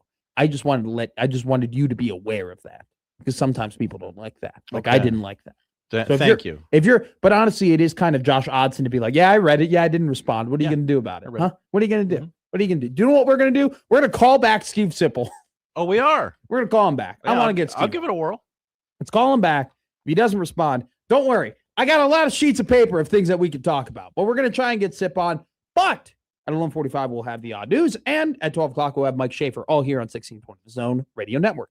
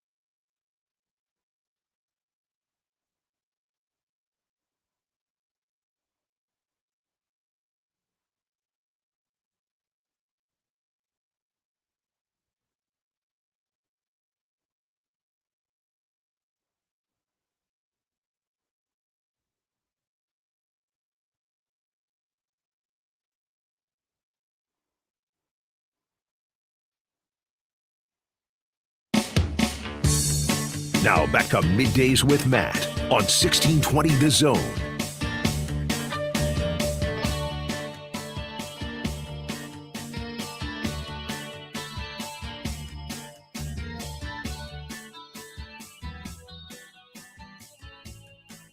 You know what's also happening this weekend? Ooh, I don't know. Thought I'd have something there, and I You're didn't. gonna make guesses? I was, and then I couldn't think of anything quick enough. The Dubai Derby. Of course. Jake wants to know who I'm picking for the Dubai Derby. Forever Young is running. You remember Forever Young, don't you? I want to be Forever Young. Okay. No, he's one of the best horses of like the last 10 years. He's won 11 of his 14 starts. All right. He's Okay, made that's some of the pretty most impressive, money actually. of all time. And not of all time, but he's made like $30 million. He's eight to It's a horse. Yeah, but he's awesome. Okay. Just No, I Forever believe Young you. and I'm Dubai just Derby. There's also the Arkansas Derby that's going on. Did you know that? I did not. I do like to buy American whenever possible. The favorite in that one. Okay, Mhm. so this is just how we're gonna put it. Right, the favorite in the Arkansas Derby. Okay. Mhm. Joe Willie. Joe Willie. Yeah. Isn't that sick? Don't love the name. You don't like the name?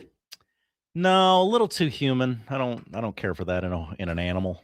Uh, It's like when, I don't know, if you're like a preeminent college football analyst okay. How and about you name your dog Peter. How about this one? I got. It's not a dog's name. Okay, there's a couple good ones here. This is going to be a very highly contested derby. Okay. Is this the better of the two derbies? This is one of the Kentucky Derby prep races. So the Okay. Dubai Derby is very competitive, but the Arkansas Derby is like, this is whoever Okay. wins is going to Okay. have a very good shot at running in the Kentucky Derby. Good. Basically guarantees your entry in the Kentucky Derby. Mm. Joe Willie actually not in the race. He's in the earlier race of the Arkansas Derby. The favorite for the Arkansas Derby is Silent Tactic. How do you feel about that? I like that. Okay. It's a little challenge for the Sure. announcers, but Silent Tactic down the rail. yeah, but me as a gambler or Okay. How about this one? julep enthusiast. How about this one? Yeah. Who is I don't know. I do not know this trainer. Kenneth McPeak. Maybe Oh, I'm see, this is the one that I want to get to the Derby then, because they always like do like a 45-minute story on the 6-hour pregame for the Derby. You don't like those? You don't like the ode to Secretariat either? You don't like it when they go, this farm owner, his stables, they got burnt down by a fire. All the I'm just saying every year an owner's stables got Yeah, burnt down, and and now this is their redemption. they have one horse. They only have money for one horse, and it worked out magically for them. Look, I get why NBC has the Derby on for 3 hours, but it could be an hour. I'm just saying it's only a 2-minute race. You are such a hater. This is ridiculous. I just think everybody could be doing everything better. These people almost lost their entire lives, and they've worked all the way back to being on the grandest stage of them all and the biggest race in horse racing. Okay? Mhm. They have fought tooth and nail and put in millions and millions of dollars and have battled through adversity in order Why to get wasn't here. the millions of dollars enough? Why did they have to go more? Well, that's Some just of us don't have millions of dollars. Josh, that's called capitalism. All right, you're That's- questioning literally the foundation of our economic system. That's true. I didn't mean to do that. I think you're totally fine doing it. More of a Nick Grimm take. See, he's always giving us fun facts, Nick Grimm. Yeah. He's always loading one up. You'll like this horse name. You ready? Okay. Blackout Time. Love that. Isn't that sick? As a julep enthusiast, love that name for a horse. There's also Taptastic, who, if you remember listening to our show, he ran another race earlier in the Kentucky Derby prep races. He's trying to redeem himself from his very bad running earlier in the Kentucky Derby prep races. He's 20-1 to win the Arkansas Derby. You're a history guy. I'm old, yes. Napoleon Solo. Napoleon Solo. Here's my one thing All about right. Napoleon Solo. Wasn't Napoleon, I mean, at one point in his very illustrious historic career, solo? He got casket off solo to an island to then return and then bring back the French Empire just to get recasted off of that island? What a terrible, terrible movie that was. Bro! What do you mean terrible movie? I mean, the movie was not good or enjoyable. It was just Joaquin Phoenix All right, we're standing We're around, moving on. pining over a woman. Nebraska plays Iowa tonight. Let's talk about it. Let's talk about it. Doc wants us to talk about it. Okay. So I want to talk about it too. Let's compare game 1 to game 2. All right, game 1 and game 2 were very different from scoring. Okay. Good take, Matt. Game 1 was 57-52. All right. Game 2 was I believe it was what, 84 to 75 or something like that. I mean, it went into overtime after it was tied 70-70. I had the great take from the day before claiming that Iowa was going to score more points than the game prior. Great take, Matt. Okay, yeah. Matt, where Matt was right. Put it on the list. It's a lot. It was 84-75. Nebraska won. Look, I think there were a couple of keys to game number 2 for Nebraska as opposed to game number 1. Number 1 was Iowa had 12 offensive rebounds in game 1. They had 7 offensive rebounds in game 2. Okay. Nebraska had a negative 10 differential on the offensive boards in game 1. They shored that up in game 2. They had a negative 2 differential. 7 offensive rebounds to Iowa to 5 offensive rebounds for Nebraska. The second chance points, funny enough, were actually more in game number 2 as opposed to game number 1, but Nebraska just really shored up the boards. Well, the biggest difference, though, was outside of the rebounding was the three-point shooting. Nebraska was abysmal from 3 in game 1. They shot 21% from 3 in game 1. They shot 37% from 3 in game 2. Iowa was able to win game number 1 just because, they got to the free throw line more. They actually really didn't dominate in the paint like I thought they did. Granted, they only scored 57 points. But it was one of those instances where just Iowa kind of controlled that game from their ability to have. Look, this is the one thing with Iowa. They play slow. They are in no hurry in the half court to score the basketball. So it's also like when they get offensive rebounds, it's not just that, hey, we're going to go and score.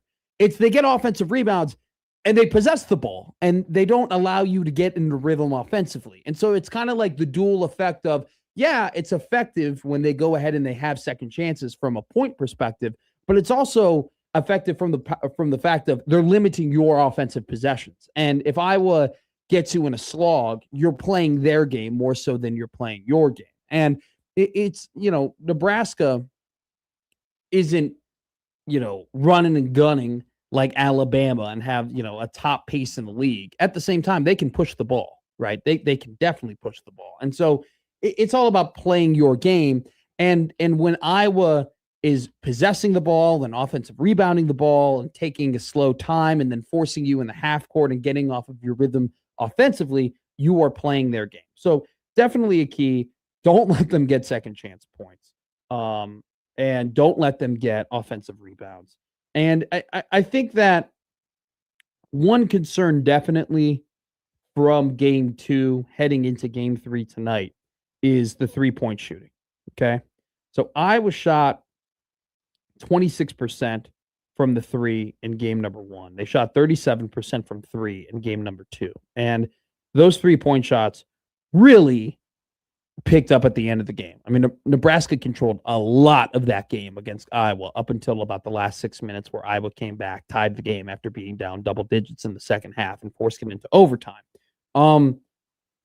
I just kind of worry about the fact that Iowa proved in the second game that they are really good against double teams. And Ben McCollum proved that his team was prepared for the double teams. His team was prepared for the aggressive defense. His team, I think Iowa got a lot of really high quality shots throughout the entirety of that game. And you can kind of see the discrepancy through game 1 and game 2. In game 1, Iowa shot 23 3-pointers. In game 2, Iowa shot 33 pointers. Iowa actually shot 3 more 3-pointers than Nebraska did, which is quite startling. Now, so, it's one of those instances where does that play into Nebraska's favor? In a way, Iowa's 35%. They averaged 35% from 3 this season. That's 100 out of 365 teams in the NCAA. And I also do think, too, we're talking about a team in Iowa that against Florida played really, really well in the paint, right? Iowa versus Florida. Iowa had more offensive rebounds than Florida. They were even on rebounds against Florida. And they, out of their 73 points, only 7 of them were threes. 52 of Iowa's points against Florida came either from twos or at the free throw line. So it's one of those keys for Nebraska where, okay, Iowa's got a guy in Cooper Koch who's made 18 3-pointers in his last 3 games. They got a guy in Combs who we saw at the end of the game what he can do in terms of hitting shots. He hit that final 3 at the end of regulation to send the game into overtime. And then obviously, I mean, the star of that Florida game was Fulgueras, Alvaro Fulgueras, the Spaniard, who had a hell of a game. Spaniard. That's from Gladiator. Okay. Haven't seen it. So anyway, got to rebound the ball tonight. And I actually do think it plays into Nebraska's hands if Iowa is able to take 33 pointers once again. We saw them, what they were able to do in the paint and getting paint touches and be effective on 2-pointers against Florida. And so I actually do think that being aggressive in the post and Nebraska rewatching the second game, at times it kind of made like a wall. They made like the Giannis Antetokounmpo wall in the paint. And the reason was that they didn't want to allow Iowa to get to the paint, and they didn't want to allow Iowa to get multiple rebounders so they can negate that advantage that they had in game 1 on the offensive boards. And so it'll be interesting to see what the counter to that counter is, right? What does McCollum, how does he respond to the game plan that Fred Hoiberg and Nate Lenzner kind of shelled out in game number 2 after having a tough time in game number 1 in the paint? I think, and we'll touch on this, and we got to hit a break here because we're going to hit the odd news. We'll talk about individual players later, but Bennett Sturtz has played the 5th most percentage of minutes in the NCAA, and he's got a 28% usage percentage. He has not been shooting the ball well. How does that translate tonight in the game? But I think if you're looking at some keys here, number 1, clear the defensive boards. Number 2, don't allow them to dominate in the paint. Don't allow them to dominate in the paint. And if you're going to beat Iowa, if I was going to beat you, they're probably going to do it on 2s more than they're going to do it on 3s. So lock down that paint tonight. And you know what? If they end up making 13 threes, you know, the better team won. That's just kind of how you have to put it. And I think that Ben McCollum's a hell of a coach, and some of these things that Iowa has done over the last 2 games definitely has given Nebraska fits, and that'll worry me plenty. We'll talk about the game more. We're going to hit a break here and hit the odd news coming up next here on Middays with Matt.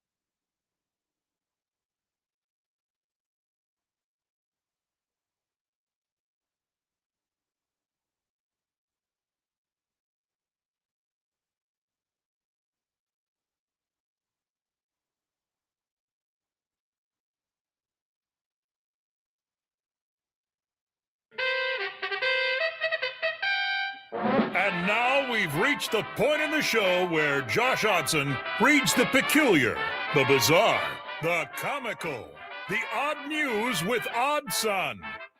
Odd news, Odd Son. See what we did there? The odd news with Oddson.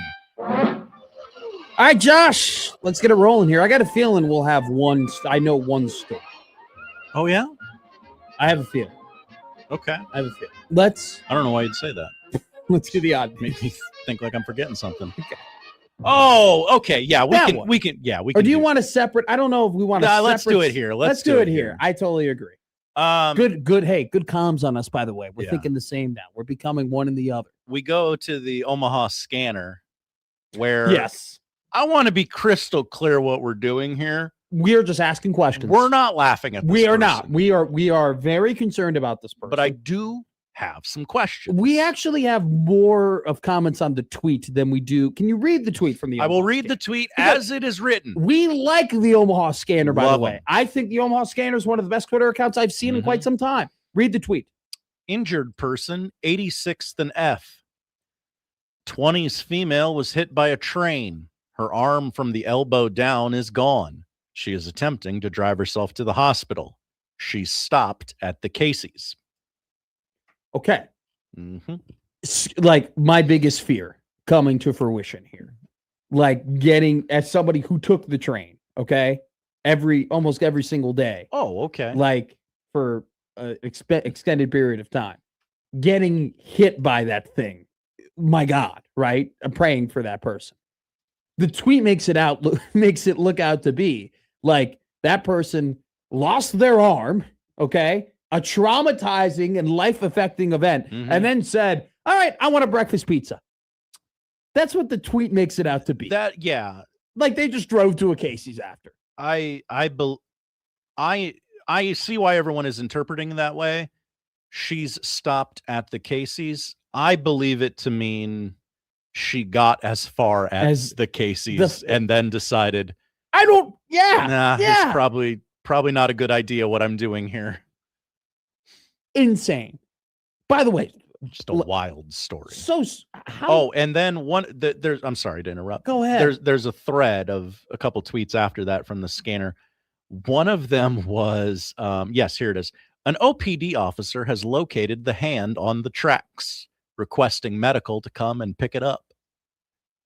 Wild sentence. I hope this person's okay. I hope they're okay. Again, we're not laughing at them. I just have questions. It is admittedly a very odd story. Were they how? Okay, the odd news is just going to be this story. We're just going to do this story because we have a couple of minutes here before we have to hit a break. We're just going to do this story for the odd news. How is it just the hand? Is my next question. Well, I would imagine, like, were they?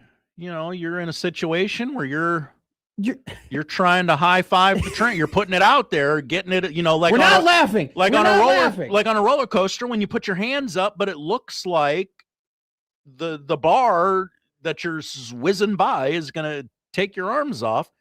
I imagine an arm was stuck out. Doing what? What were you trying to accomplish? I'm going to guess if you talk to this person, they have a good reason. No, they would admit to you, yeah, that was a bad idea what I was doing. I was playing near the train, or I was in distress, or could be a mental health issue. I'm not making jokes. I'm just going to read some comments. That's fine. We're just asking questions. Here we go. Scott goes, only need one arm to grab a slice of pizza at Casey's. But you have to drive yourself to the hospital. No, I just think in general, if I walked into a Casey's, I think I could grab a piece of pizza with one arm and then go to the cash register. I think that's what Scott is explaining here. Yeah, but you're also making a large mess with the other arm where it used to be. Well, no. I'm just saying I can walk into Casey's with one arm behind my back and walk out with a piece of pizza. Absolutely. Okay? I think that's what Scott is trying to say, which Scott is correct. Okay? Absolutely correct. Baymon goes, Casey's is known for their pizza and emergency medical services. Baymon, I love you. I think you're one of our best listeners. That's incorrect. That they're not known for their medical services. Baymon has convenience store experience. Okay, but if I go, man, I'm in a really tough bind. I hurt myself. It is. It's not the hospital or Casey's. Casey's are safe zones. They always have those You know signs what? that are like, Michael hey, it's a safe Severe zone. has told me that before. He goes, true. that Casey's is in a bad area. But if you're in the Casey's, you're okay. It's a safe zone. That is the definition of a safe zone. They will shelter you. Will they? Do we want to Yes, say that on behalf of Casey's? No, that's what the sign means at the Casey's when it says it's a safe zone. It means like, hey, if you are we'll bring you in. If your home is not safe, we will shelter you here. See, okay, can you read the comment that Kenneth wrote? Kenneth. Don't read it out loud. Just read it to yourself. We can't say that on the air. I would not say that on the air. I know, neither would I. Kenneth, you got to be better than that. Baymon goes, so should I go there? Should I not go there for my liver transplant? If anything, your liver is probably unsafe at Casey's considering all of the, shooters. All the buzz balls. Yes. Don't do that. Just grab. Wild story. Okay, but what was she flagging down the train like a taxi? I don't know. I just want to know. And by the way, I Okay. challenge our local law enforcement to do more press conferences. Wacky Guess Wednesday? The officer or the person without. person? See, that's probably a joke we should. Just would be a good I guess. want my questions answered selfishly. Yeah, I understand. There's going to be stories where I don't get all the answers to all my questions. You have questions about the Iowa-Nebraska game. We're going to answer them. Coming up next here on Middays with Matt.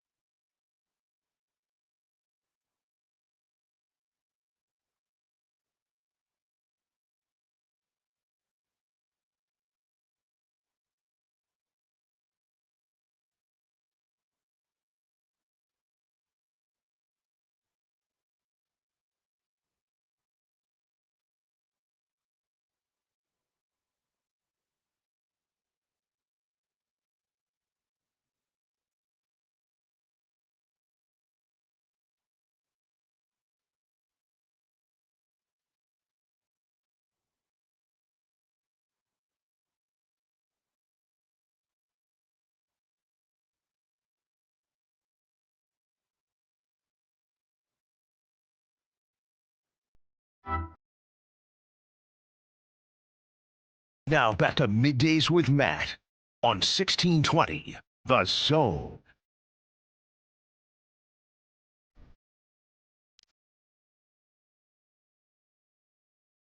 All right, Mike Schaefer's in Houston. He will be joining us any minute now here on Middays with Matt. We want to let you know a little contest that we're doing here. Tell the people. Middays with Matt. It's called McMaster's Matchup. All right. Enter McMaster's Matchup for your shot at $250 without even swinging a golf club. We'll randomly select 20 entrants and match each one with a pro golfer in a very important tournament to be taking place in the middle of April. Okay. We will match up. You go online at 1620zone.com. You enter your name in, you register to be entered to potentially be selected to then be matched up with a golfer in said very important tournament in the middle of April. And if your golfer that you are paired with wins that very important tournament that we call a major, you will end up winning $250 in McMaster's Matchup. Did I do that right? Did I do that right for the company there? I liked what I heard.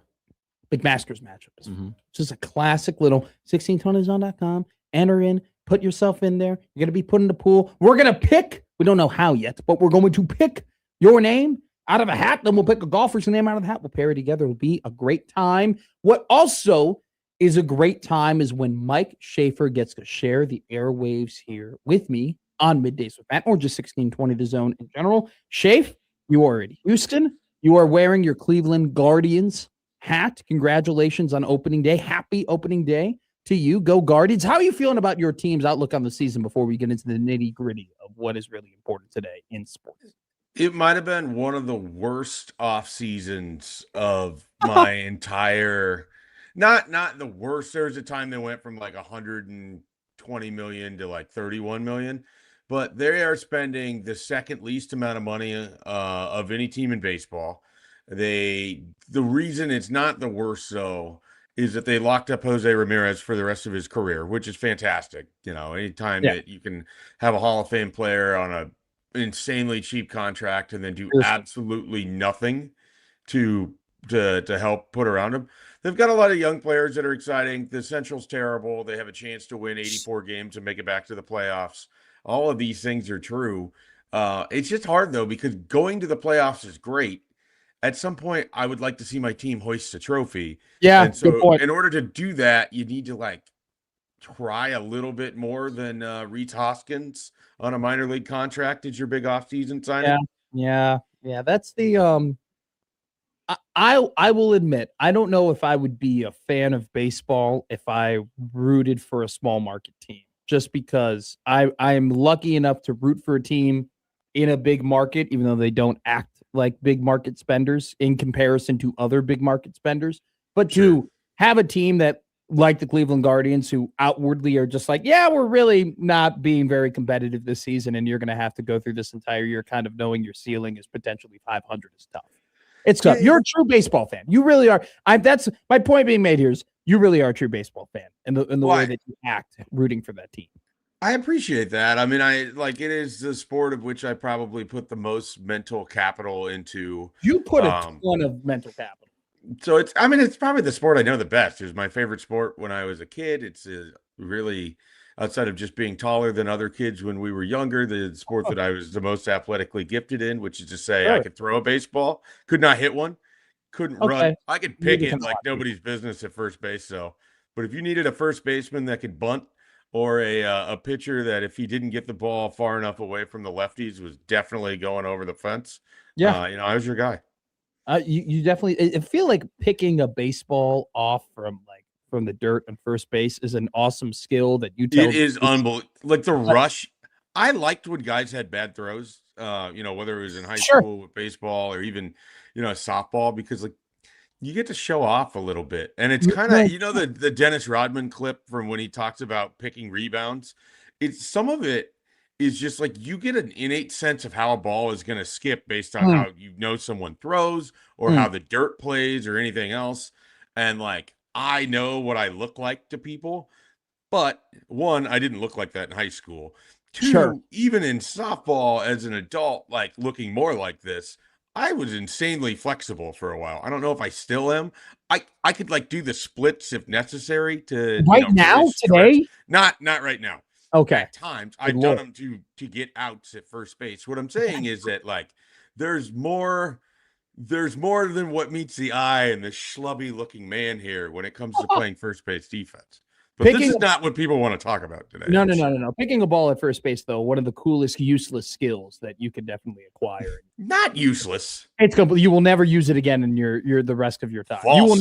You will never have to pick off a beer from somebody tossing it to you across There's like a 0% chance I don't end up coaching one of my son's baseball teams at some That's point. good. So like I can't talk about hitting at all. And frankly, I can barely throw anymore. So I might not even be able to offer batting practice. But I will spend all day talking about fielding with these young punks so they know what they're doing when they're out there. Sal goes Mike Schaefer, the gymnast. Scott goes Flexi Mike. Look, you're right. You and I could do this all day. We could do this all day. We could riff all day. We could talk about useless skills all day, but we have some business to take care of. The Nebraska Cornhuskers, your very beloved Nebraska Cornhusker basketball team, is taking on the Iowa Hawkeyes. Your beloved team, my loved team. You got a little bit more than I do. You got a little bit more mileage when it comes to the diehardness of being a Nebraska basketball fan, which is why I'm glad you're here on the eve, or not eve, 7 hours away from this game being tipped off. I have a couple of questions. The first is I want to get away. We'll get away from the Huskers first, and we'll focus on Iowa, and then we'll go to the Cornhuskers. What's your read on Ben McCollum? What's your opinion on Ben McCollum? Do you think he's, second year head coach in terms of being D1, first time with the Iowa Hawkeyes. This is his first season. He's made to the Sweet 16. There are a lot of people who respect what he does. There's a lot of people who are very strong in their opinions with Ben McCollum. There are some people who are afraid of Ben McCollum. I've seen some college basketball people already kind of make a statement that they think he's a better X's and O guy than Fred is. Just your kind of opinion on Ben McCollum, what he's done this season in his first year in Iowa City. Well, I mean, he's taking a team that has like 1+ player in Bennett Sturts, and he's taking them to the Sweet 16. And, I don't mean to knock on what Iowa has, but if you're just going off of a team context, they have the least talented team in this Sweet 16.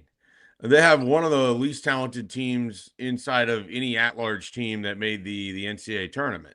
And that's, again, not to knock on what Iowa does. It's to emphasize how good Ben McCollum is, to emphasize what the system is that he put together with the talent that they have. I also work with Connor Happer in the mornings. You might be familiar with him. I am The familiar. guy's crush on Ben McCollum is quite large. So, yeah, I have a ton of respect for what he's done and how he's been able to make these things work. I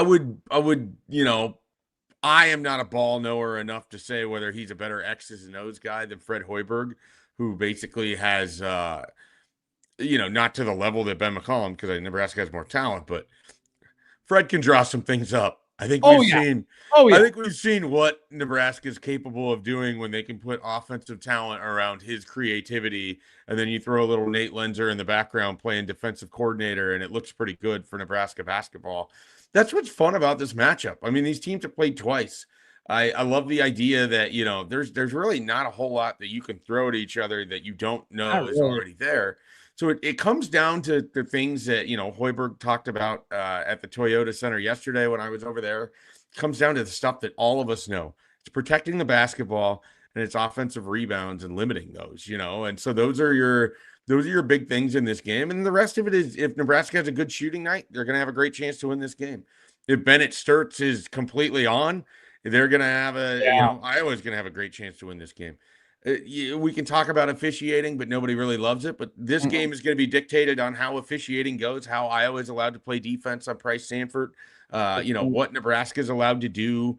If Bennett Sturts is ushered to the free throw line a bunch, it's a lot harder for Nebraska to win this. So there's all those factors that go into it. I think the ace up Nebraska's sleeve, I was going to say in their pocket, that doesn't really make sense. I don't know who walks around with aces in their pocket when they can just have it in their sleeve.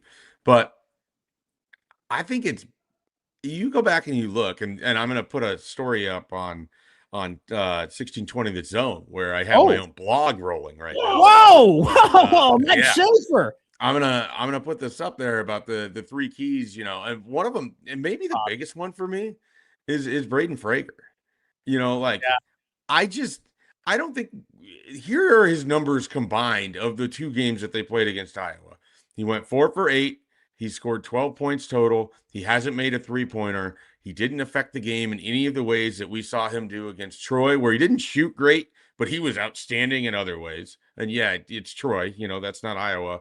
And then there's Vanderbilt, which is better than Iowa, at least, in every meaningful way, I guess, that we can sort of determine, other than they didn't get as far. They played Nebraska before Iowa did. He was outstanding in that game. I mean, I don't think everyone will remember the layup. BC this morning pointed out, and I'd even forgotten it. Nebraska's down 4, and Frager hits a huge three-pointer in that game against Vanderbilt. Frager was great at times defensively and with rebounds and with energy. And so Iowa hasn't gotten that version of Frager because he kind of had his walkabout going on in the month of February and wasn't quite the same player.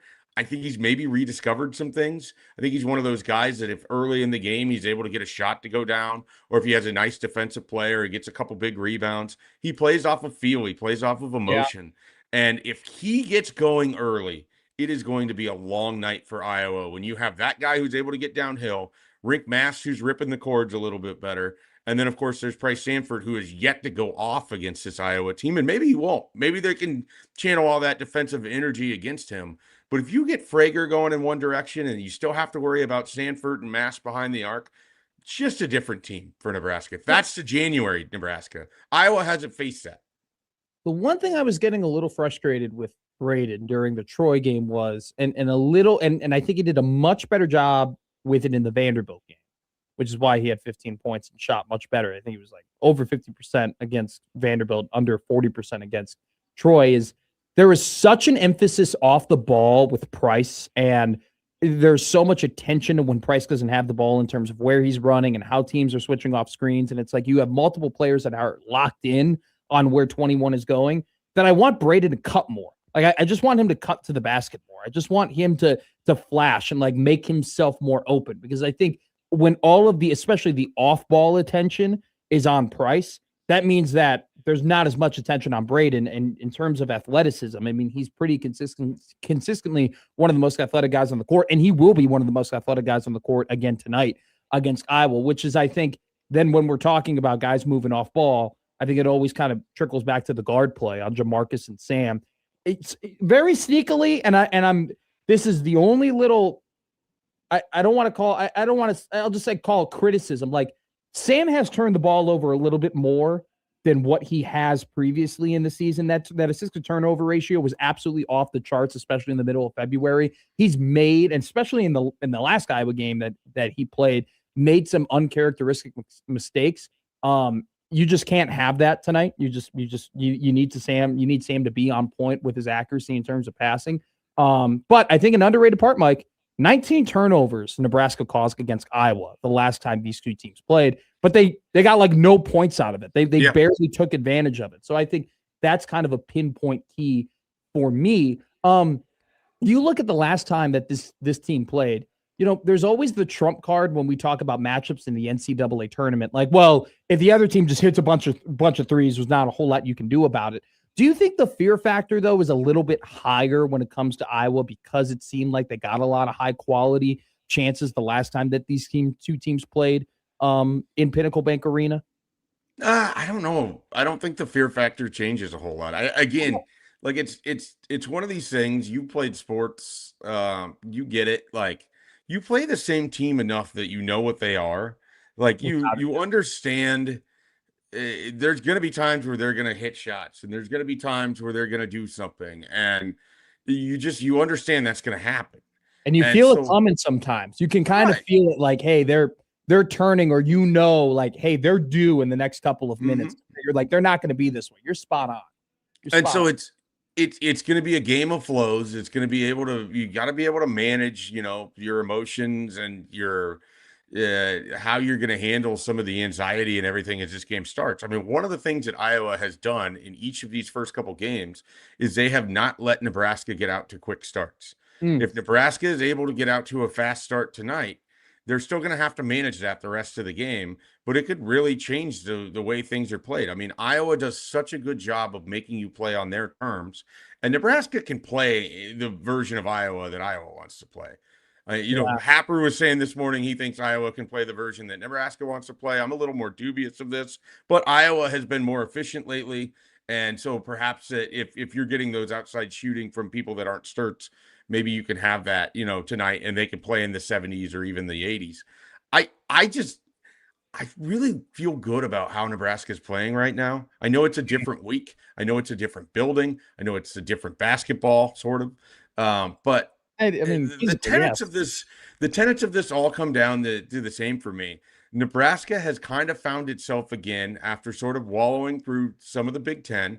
I think it helped getting out and playing Troy. I think it helped reminding themselves we're a good basketball team. Not only are we a good basketball, we're a damn good basketball team. And so they kind of felt that against Vanderbilt. And then Vanderbilt made their run, and Tyler Tanner did what great players do in March. Mm-hmm. And he put the fear of God into everybody in that building and everybody watching at home. And then your heart was in your throat if you're a Nebraska fan when that ball was on the air. But that can't hurt you anymore. And, maybe Bennett Sturts can hurt you, but he's kind of going through his own thing right now. Okay, let's talk about this, because this was my next question. So I want to read you a couple of stats here.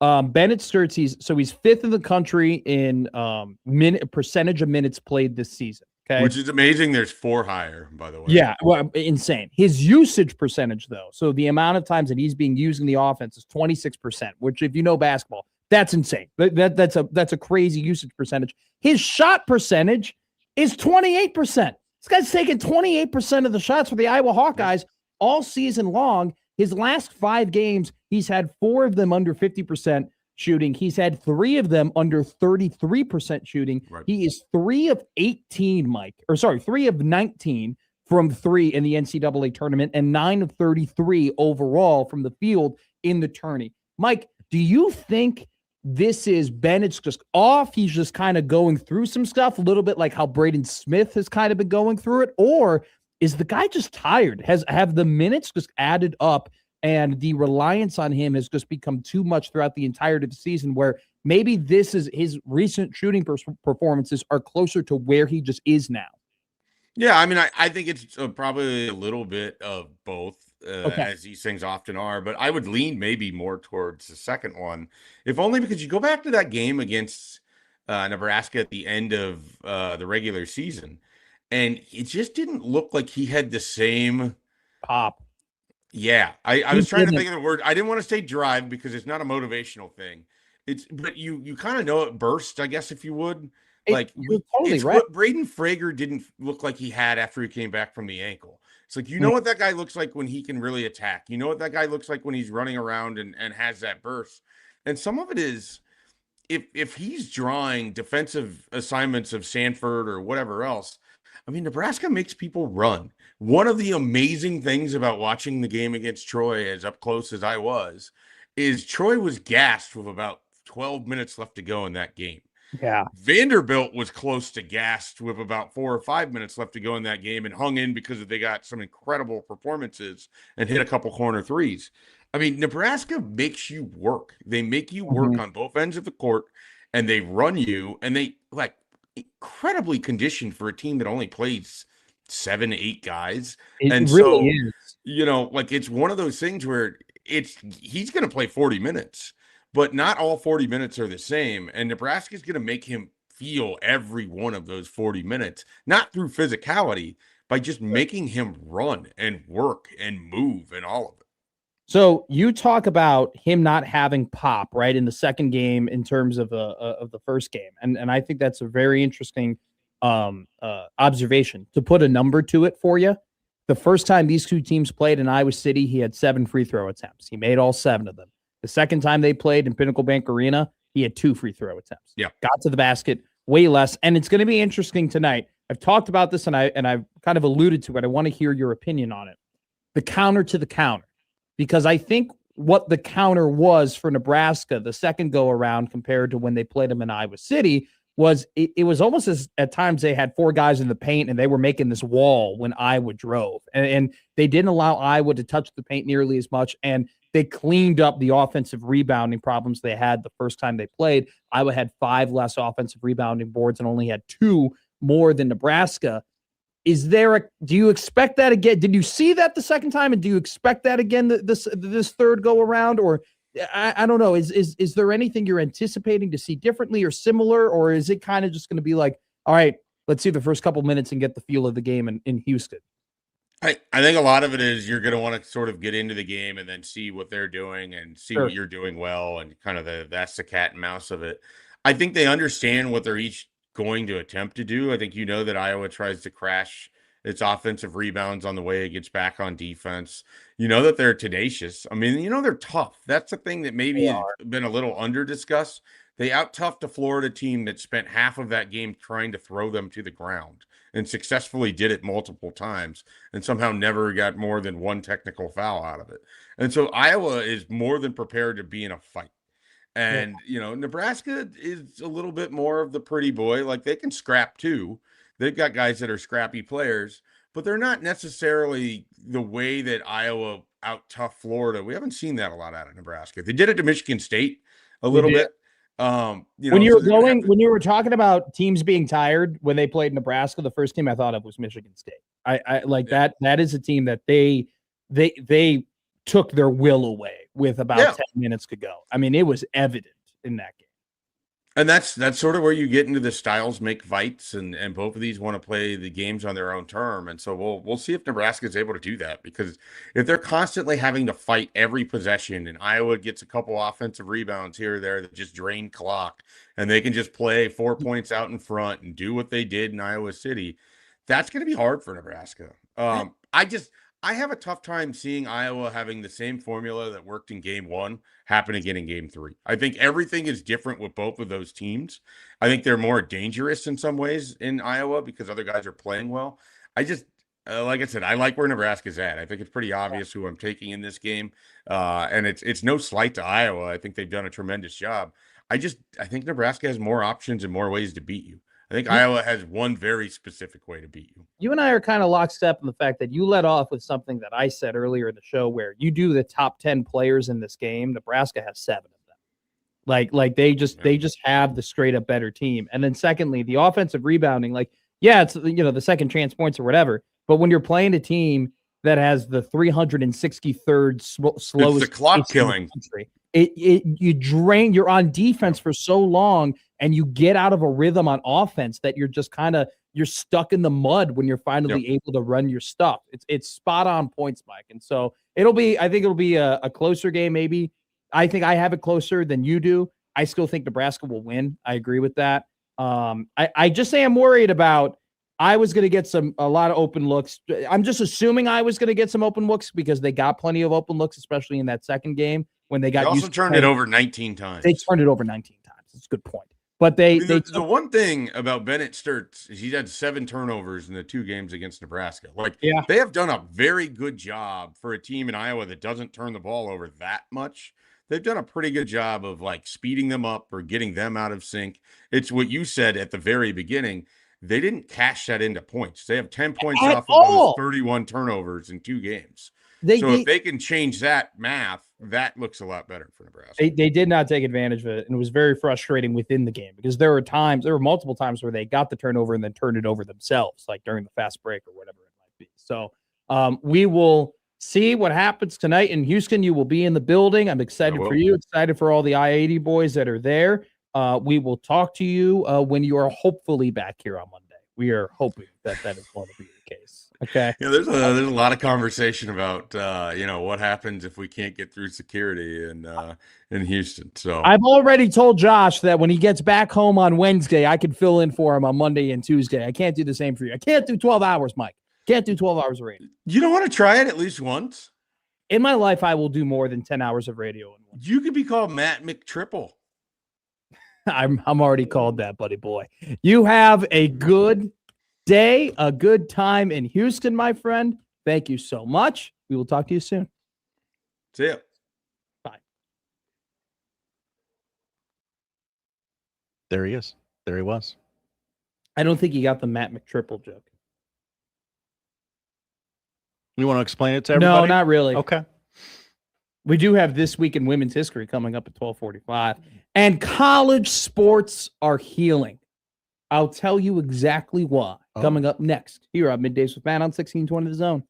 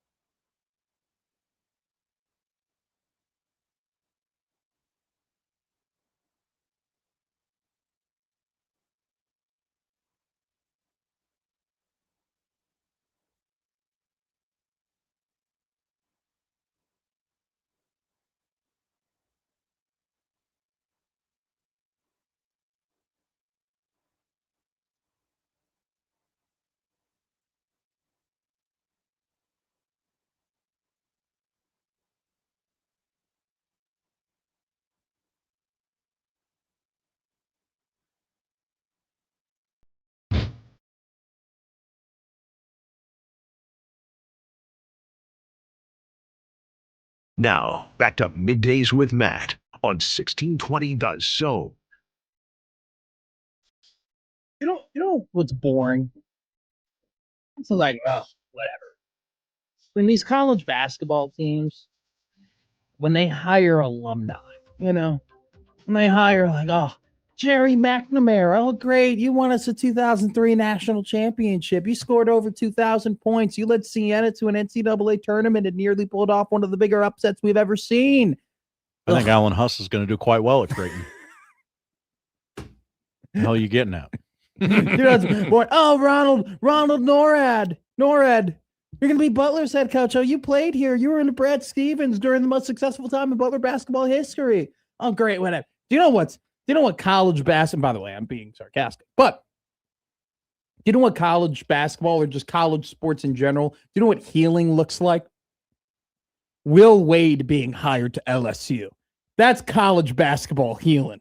It's a match made in heaven. That is the beauty. That is the sport returning to its ethos. Okay. This is nature calling. This is great stuff. This is a coach who got suspended before the 2019 NCAA tournament because he got caught on a wiretap saying he had a strong ass offer to a recruit when it wasn't, allowed to be paying recruits yet. This is a guy who had level 2 and level 1 NCAA violations against him because he paid a player's fiance, you can't do that, an impermissible amount of money, along with the fact that he got his ass fired from LSU because of these allegations, which made him go to McNeese State, which then forced him to go to NC State for him to tell everybody, I love NC State. I'm not going anywhere. I'm the wolf pack for life. I'm going to build this place up. This is great. I'm so excited to our future here in the ACC. We're going to run the ACC. Just for him to go back to the place that fired him because he broke a bunch of rules. Chef's kiss.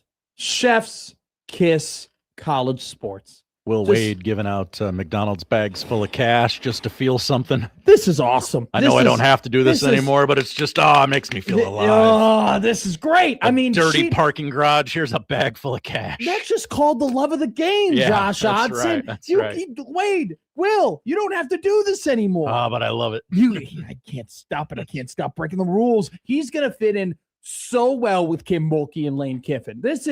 LSU has put together the Hall of Fame of psychotic coaches all under one roof in Baton Rouge. Kim Mulkey, Lane Kiffin, Will Wade. Oh, eat your heart out, Baton Rouge. We're all trying to get hashtag content nowadays, right? Yes. A reality show where we follow around either the LSU athletic director on a day-to-day basis or a compliance department within Louisiana State University. Or how about this? We follow around the governor, Jeff Landry of LSU. Very involved. Who, much like Jim Pillan, apparently is... Why do you do that? How do you not edit that? How does that... First off, the Crab Creek Chronicles is... I read it 2 weeks ago. What? You're disgusting. I went back and I need a book. Josh, I need a book. I've been watching Breaking Bad. See, I just need I need a fix. There's not a lot of chili pea in the Crab Creek Chronicles, but you know what? It gives me a high. All right, because the writing is so bad.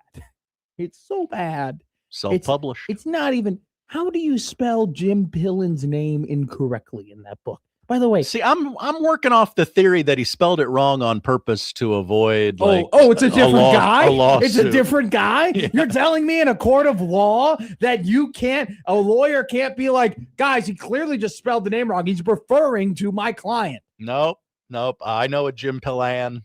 There is no, Your Honor, there is no record of a Jim Pillan on the Board of Regents during the time that what's his name, Bill Moose is talking about. In fact, Your Honor, the closest person that was on the board of regents that could have made these decisions to influence Bill Moose is Jim Pillen, my client, who was in those rooms and has recollection of having these conversations with Bill Moose. Your Honor, I'd like to call to the stand a surprise witness, Jim Pillan. Oh, he's here. He looks exactly like Jim Pillen, but he's got like a monocle on, Oh. So anyway, where were we even going? about all of this. Oh, The LSU athletic. sorry, Jeff Landry. The coaches. Did the you governor. hear this story, by the way? That this has been brewing. I got wind of this 2 weeks ago. Okay, because here's what happened. Jeff Landry had fired the LSU athletic director. Okay, he had fired him. His name is Scott Woodward. All right, and part of their fallout was because Landry wanted Woodward to fire Matt McMahon, who is the former now LSU head coach of the basketball team. He wanted to fire him last year. He said, Landry told Woodward, get rid of McMahon, bring in Will Wade.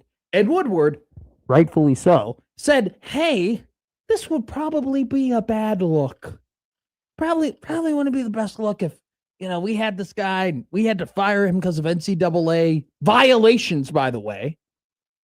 I mean, Will Wade had a show cause order against him for 2 years. So Woodward goes, yeah, no, I don't want to do this. This would look bad on us. It would reflect badly on me. It would reflect badly on the athletic department. We're not going to do this. And Landry goes, okay, done. After a while, he just got his meddling, got rid of Woodward. Then they had to go ahead and they hired the president, Wade Roos. Okay. Now, Wade Roos is the guy who hired Will Wade at McNeese. So you had the president of McNeese go to LSU. Well, the former president of McNeese, Wade Roos, hired the McNeese AD to be the LSU AD this week, Heath Schroyer. So basically, LSU decided we're going to bring in the former president of McNeese, the former athletic director of McNeese, and the former head coach of McNeese to our athletic department. How about that? LSU said, do what McNeese does, and that's how we're going to win in the SEC. All because of their governor pulling the strings behind the scenes. I love college sports. Enough of the boring, very smart, very calculated, emotional hires, all right? Enough of this identifying the cleanest cut, best coach who can do the job that relates best to the program. Enough of that boring minutia. I'm done with it. Give me the Snooki of college basketball. Give me the absolute train wreck that LSU has been operating over there. I love it. We need to spice it up. We need a little controversy. Right. And I'm getting sick and tired of reading all these lawsuits and the College Sport Commission and the Cody Campbells and all of this legislation and all the courts. I want a dumpster fire. All right. I want to watch a dumpster fire. We didn't start the fire, but do you know who did? LSU. And that's awesome. As long as it's not our place burning down to the ground, I'll watch somebody else's. That's fine by me. Speaking about places burned down to the ground, there are 18 Nebraska football players who are going to get into an arbitration case that is definitely going to dictate the future of college sports and the Nebraska football team, potentially. That definitely isn't a potential really bad fire to be watching. Nah. Yeah, who cares anyway? They're playing a spring game. Who gives a damn? Spring game. Eamon Johnson had a good pro day yesterday. Some guys are going to show out on Saturday. Congratulations to EJ. Ran a mid 4.4 yesterday. Mid 4.4. I don't know, mid 4.4. Meanwhile, at Ohio State, guys refuse to run the 40 because they're scared. There's only one GM at the Alabama Pro Day yesterday. It was Ryan Poles and the Chicago Bears. Great. Really? Everybody else, dude, that Ohio State Pro Day. Nobody else sent somebody to Alabama Pro Day? I know, right? Well, when you have the projected 4th, 5th, 6th, and 7th picks, Sure. all on the same team, we are really going So to. it's a scheduling snafu. We're going to be looking back one day and being like, was Julian saying that bad? Was Ryan Day that bad? Maybe. By the way, they're going to have the 4th, 5th, 6th, and 7th projected picks on this year's team, and that's not even including Jeremiah Smith, who's going to be a top 3 pick next year. Insanity. Incredible. Do you know what's also insanity? The next segment we're about to do. This Week in Women's History. Coming up next here on the 1620 Zone Radio Network.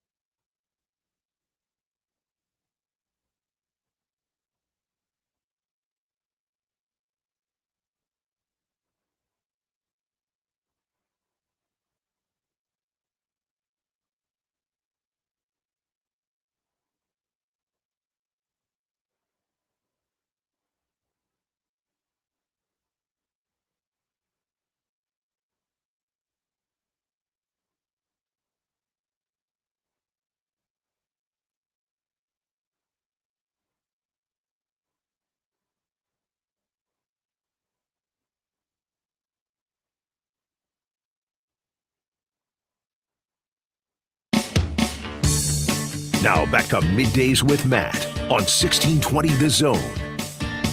Paul Skeens has thrown 29 pitches in the first inning of his opening day start. Currently leading the Pirates are the Mets 2-1. And I want to say this right now. I think if we're power ranking fans and I can't stand, the New York Mets would be pretty high up there. Great take, Matt.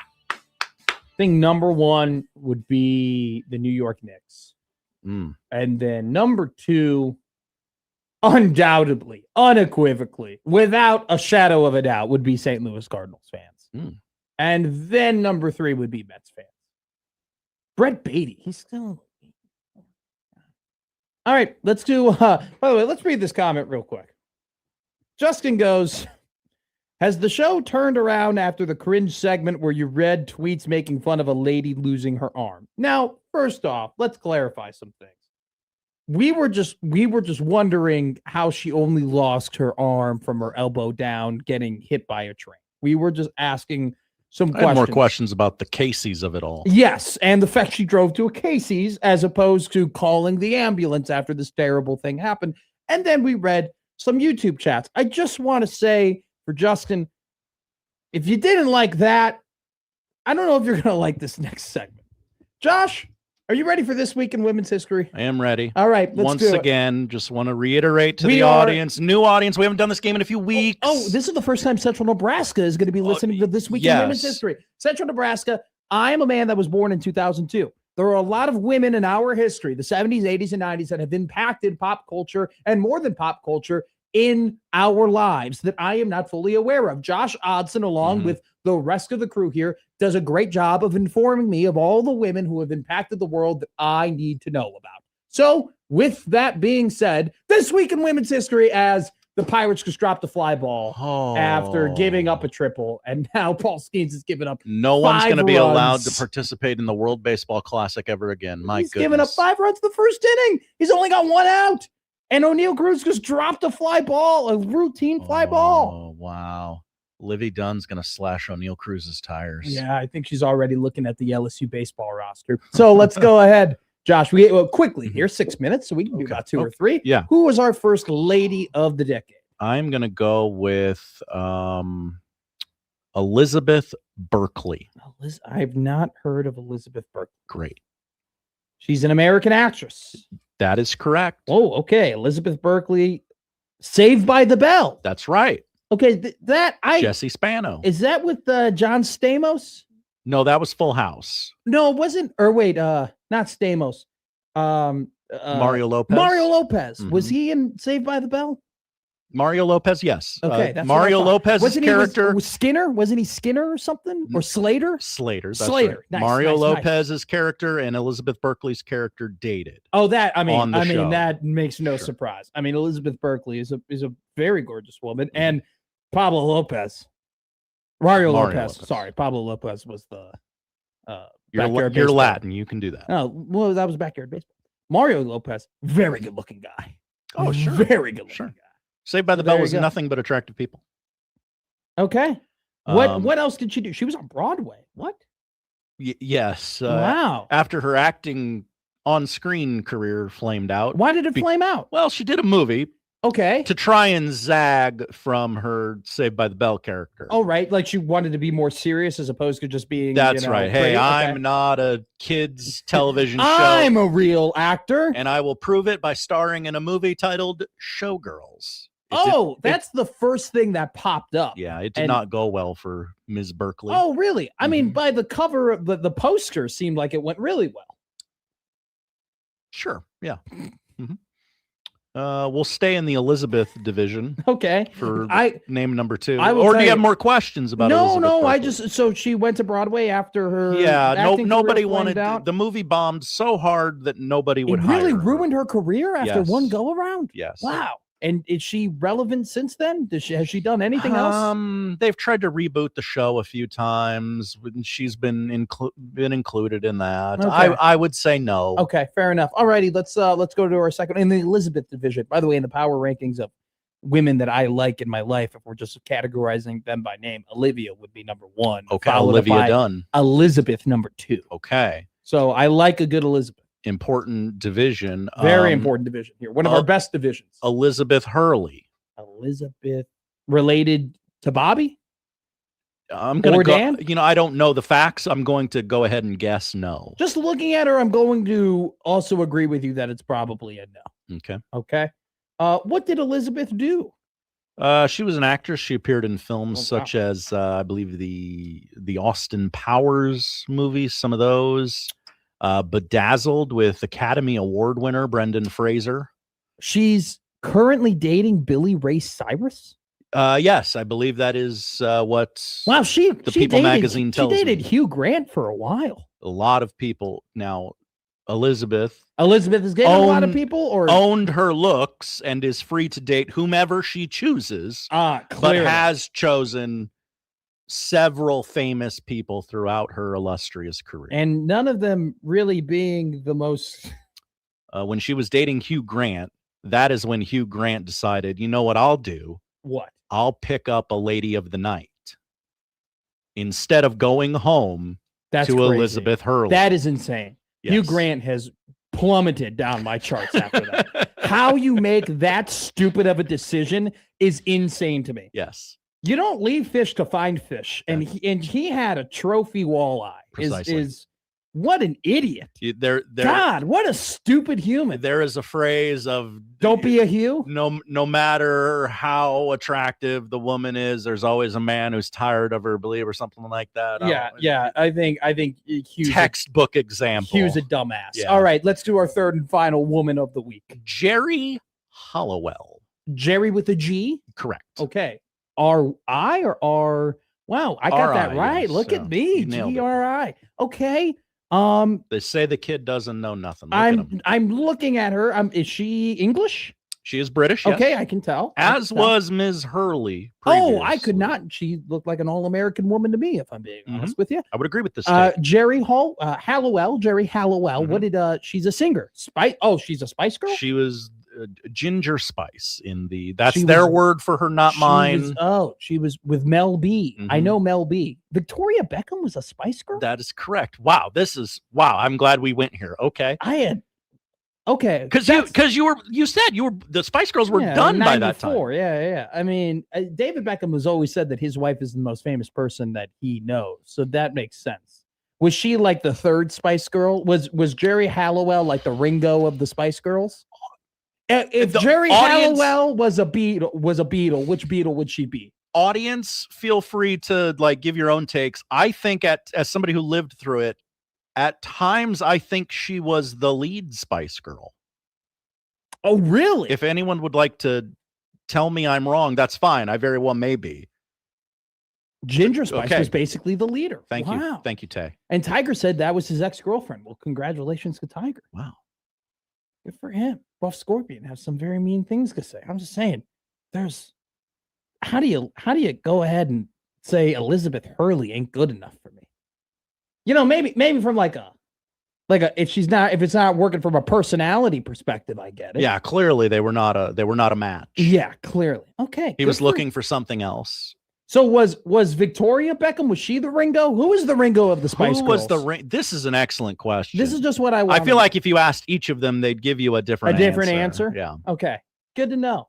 All right. That was great. We learned a lot. Good work. Good work. We got things done. I'm sure we're going to get a lot of emails and text messages about it. It was about pop culture. And it's always about pop culture, just like it's always about Nebraska basketball this time of the year. We'll continue that conversation coming up next year on the 1620 The Zone Radio Network.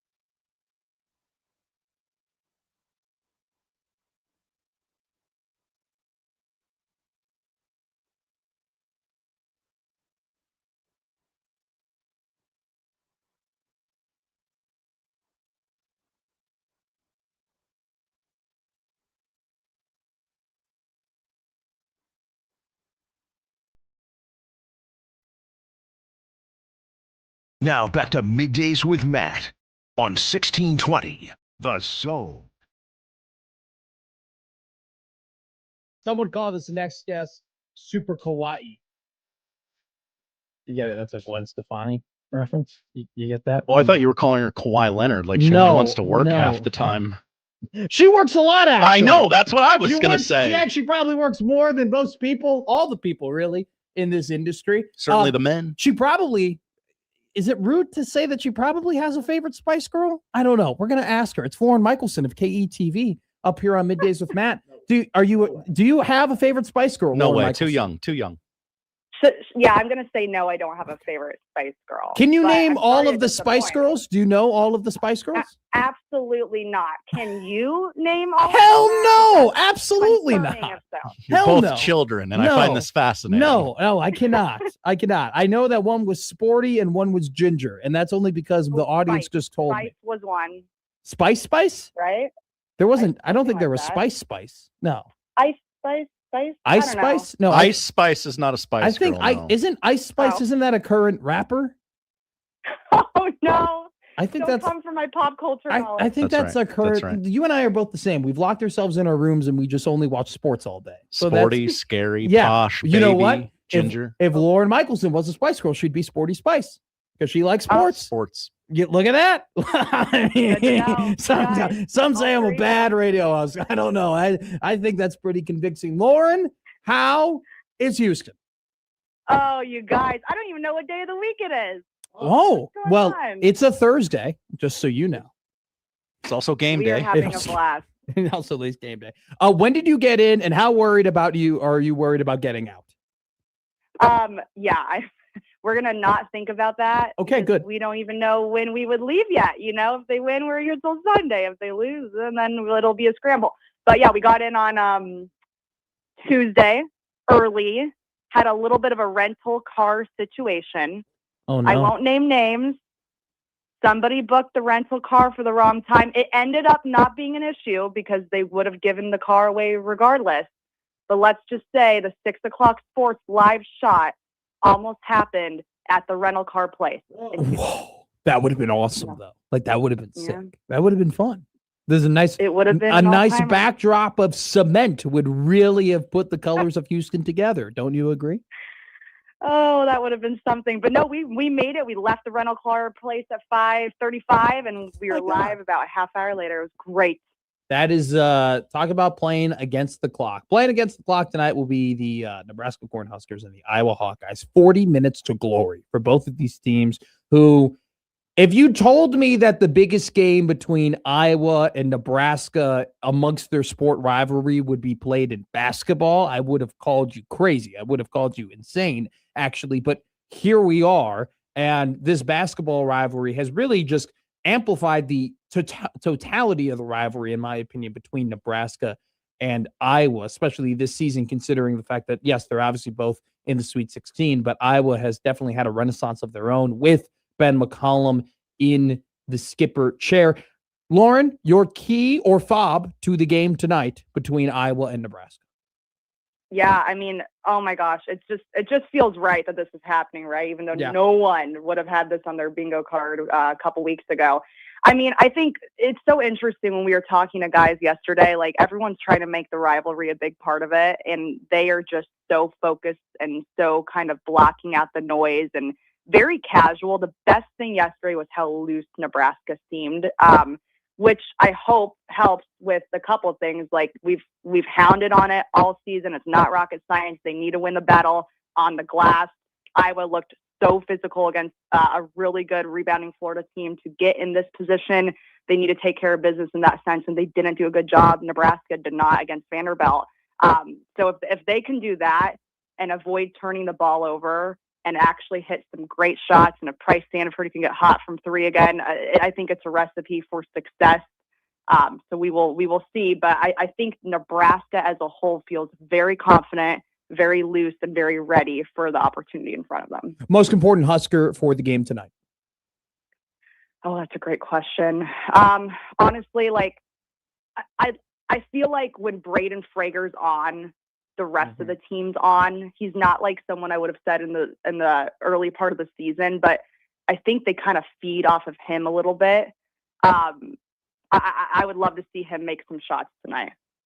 Yeah, I think that we've kind of seen this coming a little bit, where that ankle injury, I think, affected him more than people gave it credit for. And I think that when he came back, what was it, like 11 days later after the Illinois game, everyone was fired up about it and thought, wow, okay. And then it definitely has taken some more time to him to recover from that injury. But I think you're spot on. I mean, he was great in the Vanderbilt game. Let's talk about Fred. Like, just have you seen his demeanor change at all from November all the way to now when talking about these games? And what does it say about him in terms of just the presumed calmness we're seeing from him?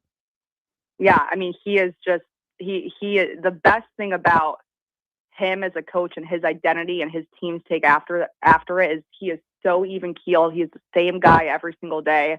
And his team mimics that. They don't get too high. They don't get too low. We've talked about that.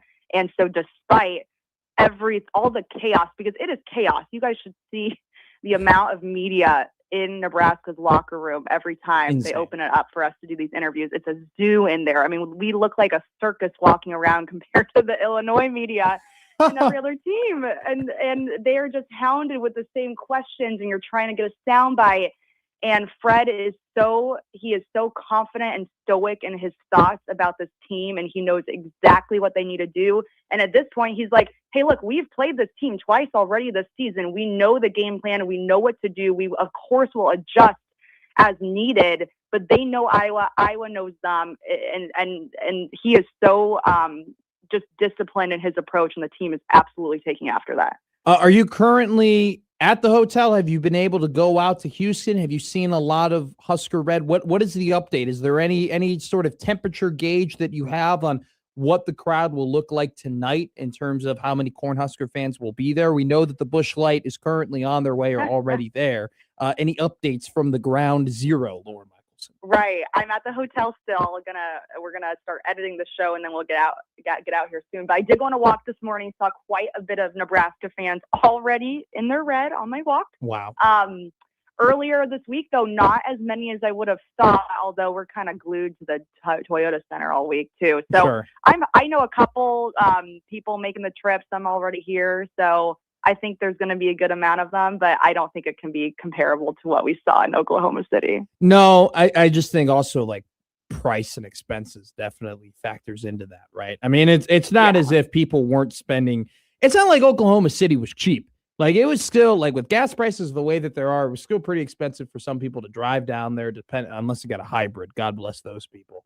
But, like, you got to factor in the bar bill, you got to factor in 2 games, you got to factor in all that stuff. So it's no surprise that the population will be a little bit less, considering the fact that it's going to be way more expensive. I think the cheapest ticket to get in tonight is over $350, and it's about $150 more than any of the other games that are being played throughout the country tonight. Last week, you gave us a great little story about the haunted hotel, Effie, the haunted ghost. Is there any other side story that you are planning to report on, or anything like? Is there a ghost in the Husker Houston hotel? Is there any updates on that?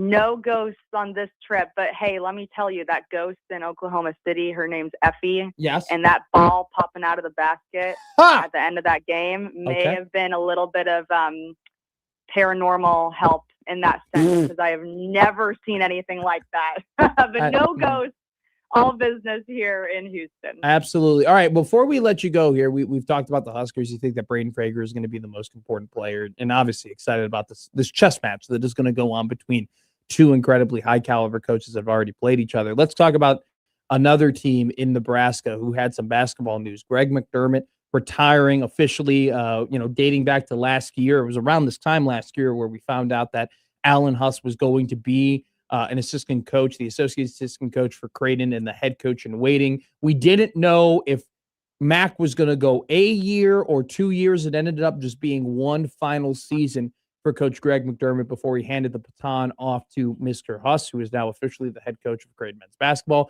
Your reaction, because we didn't get it, to Mac retiring, and then your other reaction to the opening press conference yesterday from Alan Huss and some of his remarks. Yeah, I mean, Mac just transcended Creighton basketball, and what he did for the sport and what he did for his players and the program and the community is just something that we will remember for years upon years. It can't be really compared to anything else. He is an incredible human.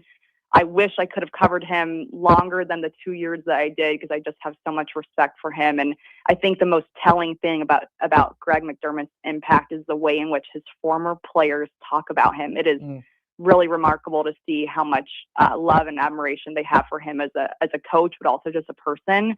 And even his current players, the way Josh Dix talked about him this season throughout all the battles with his mom, and they really had a special relationship too, given how much time they spent together. So he will be so missed. I'm very excited for him and hope he golfs a lot and enjoys retirement. And then I think Alan Huss is a heck of a coach. I am so excited to see the identity he brings on for the Blue Jay program. And I think he's got a swagger. I think he's got a great recruiting mind. And I think this is a very exciting next step for Creighton basketball. Well, Lauren, I don't think you have to hope that Coach Mack will golf more in his retirement. I think that goes without saying. Thank you so much for joining us here a little bit earlier than usual. We appreciate you greatly. Have a good game today. Hopefully you get all the shots and the live shots that you hope for. We will talk to you in a couple of weeks. Thank you, guys. Talk soon. Talk to you later. Lauren Michelson of KETV. Jeep Wade, by the way, offensive line coach for Nebraska football, just spoke to the media. Whoa, what did he say? Couple of updates. Okay. Brendan Black, Paul Mubanga, Tree Babalade, 3 guys that Nebraska's acquired through the transfer portal. That's right. All officially running with the ones in spring football. So it seems like the offensive line, we are going to assume that Elijah Pritchett along with Justin Evans are the 2 other offensive linemen that are running with that O-line unit. So once again, Nebraska seems like they have been able to find their starting O-line group, a very different one from last season, mainly through the portal. Claude Puma, the 4-star from Mount Carmel Catholic, a powerhouse in Chicago high school football, a guy who has all the measurables in the world but didn't have a ton of football experience, getting coached from Jeep Wade. He says Puma is getting reps with the 2s and why Wade wants to throw them into the wolves, and gave some notes on in-house guys like Knutson and Sam Sledge. So that is some comments from Jeep Wade provided by Steve Merrick. Shout out to Steve, doing great reporting as always for Inside Nebraska. We will go ahead and we are going to do it. We're going to give you our fobs to the game. What does Nebraska have to do tonight, more than anything else, to beat Iowa and go to the Elite Eight? We talk about that next here on Middays with Matt.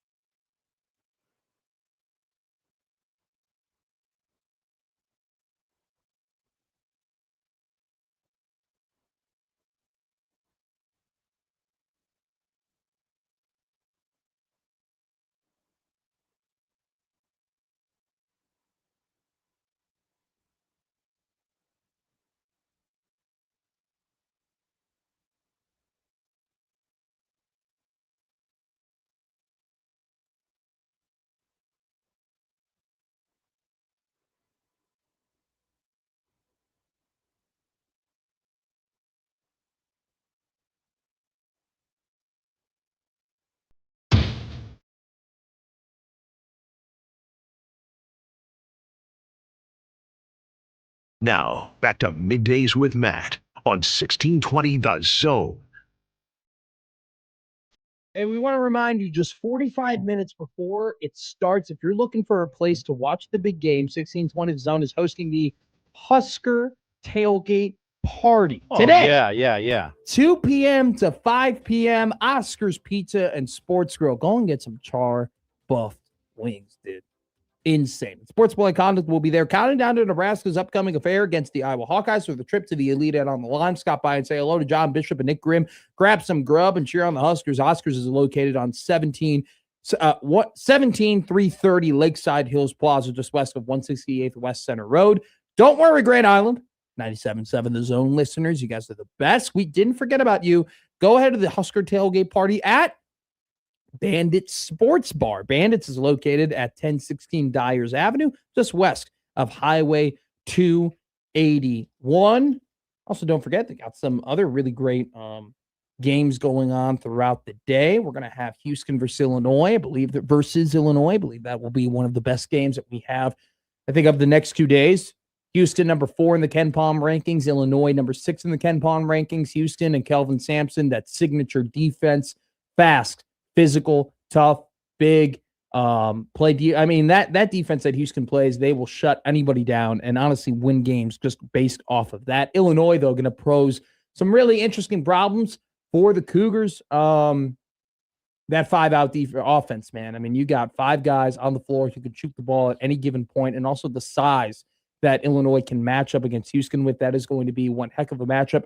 Arizona, Arkansas, probably on the other side in terms of matchups. Arkansas has won 9 of their last 10 games, won the SEC tournament, and has coasted after defeating Hawaii and High Point to the Sweet 16. But they take on the number 1 seeded Arizona Wildcats. Only one game the Arkansas Razorbacks have lost in their last 10 attempts. That one game, though, against the Florida Gators, who, if I had to make a comparison to Florida, my comp would be Arizona. Arkansas, very good at getting to the hoop on the offensive end. Unfortunately for them, Arizona, elite at defending the rim. Arkansas, terrible at defending the rim, and that is Arizona's bread and butter. I just fear the matchup might be a little bit too much for Arkansas, but the Razorbacks have the trump card, which is Darius Acuff, the best player in college basketball right now, who've scored 60 points in his last 2 NCAA tournament games. And we cannot forget about Texas versus Purdue. Texas has, they limped their way into the NCAA tournament. They won their play-in game. They went ahead. They defeated BYU with a injured injured BYU team. AJ Dabanska could only do so much for BYU. And then they played a Gonzaga team who shot 21% from the three-point line as Texas made their way to the Sweet 16. Texas does 2 things really, really well. They get to the free throw line, and they offensive rebound the ball. Purdue is 3rd in the country in limiting free throws from their opponents, and they're 38th in the country in limiting offensive rebounds against opponents. So unfortunately for the Longhorns, going to need a pretty big performance from their front court, where Purdue can counter that pretty well with Trey Kaufman-Renn and Oscar Clough. So that is the lineup for the games tonight: Arizona, Arkansas, Houston, Illinois, and Texas, Purdue. But obviously the main event here locally is the Nebraska Cornhuskers taking on the Iowa Hawkeyes. The rivalry has a rubber match. 1-1. These teams have gone against each other this season. Iowa picked up the first victory of the year in Iowa City. The Huskers returned the favor at Pinnacle Bank Arena. And now, for all the marbles and a trip to the Elite Eight, these 2 teams play each other in Houston. I will say this before we get into our fobs of the game. I think the Huskers look at the first game and they say, man, we let that one get away. Got sucked into a rock fight. We got, exactly. We did not rebound the ball well. It was an uncharacteristic night in terms of how dominated we got on the offensive glass. We weren't really prepared to get bogged down on defense with the slow pace of the Iowa Hawkeyes offense. We had a terrible night shooting. They shot 21% from the 3-point line. They got to the free throw line less than Iowa. They missed a couple of bad, missed a couple of free throws in that game as well.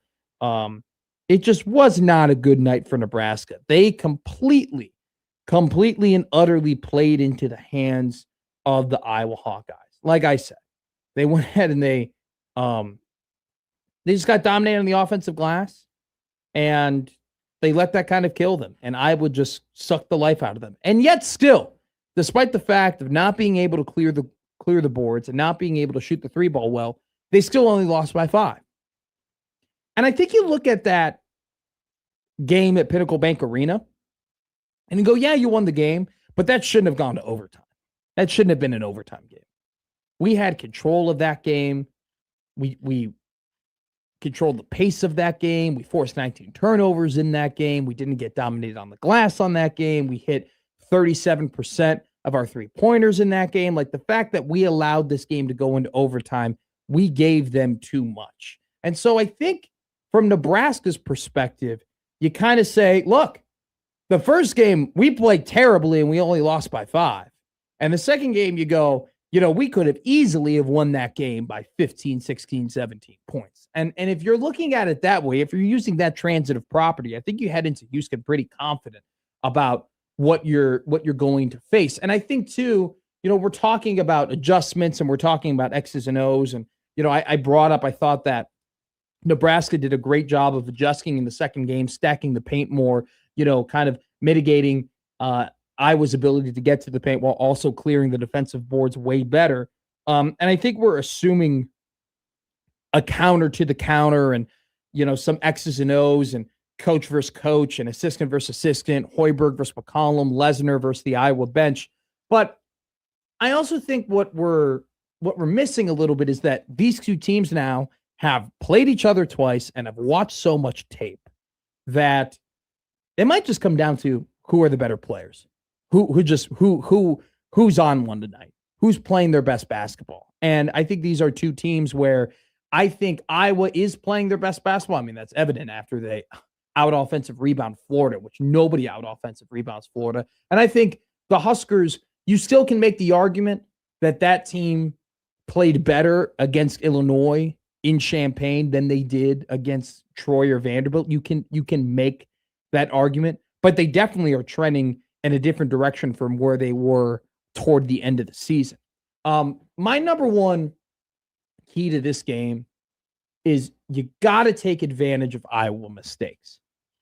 I think Nebraska let Iowa off of the hook so many times in that game at Pinnacle Bank Arena. 19 turnovers the Hawkeyes committed. 19 turnovers. And yet, you only had 7 points off of that. You get 19 points off turnovers, man. You got to get at least 15 to 20. And they got 7. So this Iowa basketball team that is going to be relying heavily on Bennett Sturts to be the straw that stirs the drink. He's going to make mistakes tonight. He's going to turn the ball over tonight. And that's because the guy has a lot of pressure weighing on him. And he's had a lot of minutes on those legs. And I think you've seen visually from him in moments of him getting tired and all of that mileage kind of adding up on him, especially towards the end of the games. You're going to be able to put some pressure on him. You're going to be able to get in the middle of the passing lanes. When you take the ball away, you have to take advantage of it. So I think that Iowa once again is going to get pretty turnover happy. It's especially because this Nebraska team forces you to move the ball a ton. And that's what Iowa is trying to do. And so, passing is great, but if you're sloppy with your passing and if you don't have high quality passers, the more time you move the ball, the more opportunity there is to steal the ball. And Nebraska basketball this season has been phenomenal, having active hands and getting in passing lanes. And so take advantage of turnovers. Number 2 is I think the most important player of this game is Rink. I think you have to get Rink involved early and often. I think that Rink is going to be so important on the defensive end, especially when it comes to taking down these rebounds. But I also do sometimes think this offense, and look, I'm not I'm not trying to be the coach here, but sometimes there's this obsession of we got to get Price the ball here. Like we have to find a way to get him open. And sometimes these referees allow him to just get harassed off the ball and just absolutely dogged on. Like I rewatched that Vanderbilt game. It was absolutely insane how many times that Price was just getting held and grabbed and hooked. And it was just like, and Nebraska rightfully so running a ton of actions to get him the ball because he's their best scorer. But I think if you can get Rink going in the post, if you can get him hitting that hook shot, if you can get Rink spreading the floor from the 3-point line, it opens up everything else across this offense for Nebraska. It allows Frager to cut to the basket more and have more space to get to the hoop. It allows Price to have more room to wiggle on the outside and get him shots on the perimeter. It allows Sam to be run off the 3-point line and get himself slashing towards the basket for either a pass or a layup. I think that if Rink can be at his best tonight and be a central part of the offensive action and someone that Iowa has to hyperfixate on, that this game is going to be smooth sledding for the Huskers. So I think Rink is my fob number 2, if you will. Fob number 1, got to take advantage of turnovers. You're going to get plenty tonight. You got 31 total in the first 2 games. Fob number 2, get Rink involved early and often, work off of him, and let everything else kind of fall into place. I think number 3, it's pretty simple. Own the paint. You have to own the paint against Iowa. They played their best game of the season against Florida, which is why they pulled off the biggest upset of the tournament up to this point. It's because they dominated the paint. It's because they out-offensive rebound Florida. It's because they scored 53 points off twos, whether it be in the paint or at the free throw line against Florida. They kind of worked everything off of the middle and let everything fall where it fell. This Iowa team, 35% from the 3-point line, only made 7 threes against the Gators. Nebraska lived with them taking 33-point shots.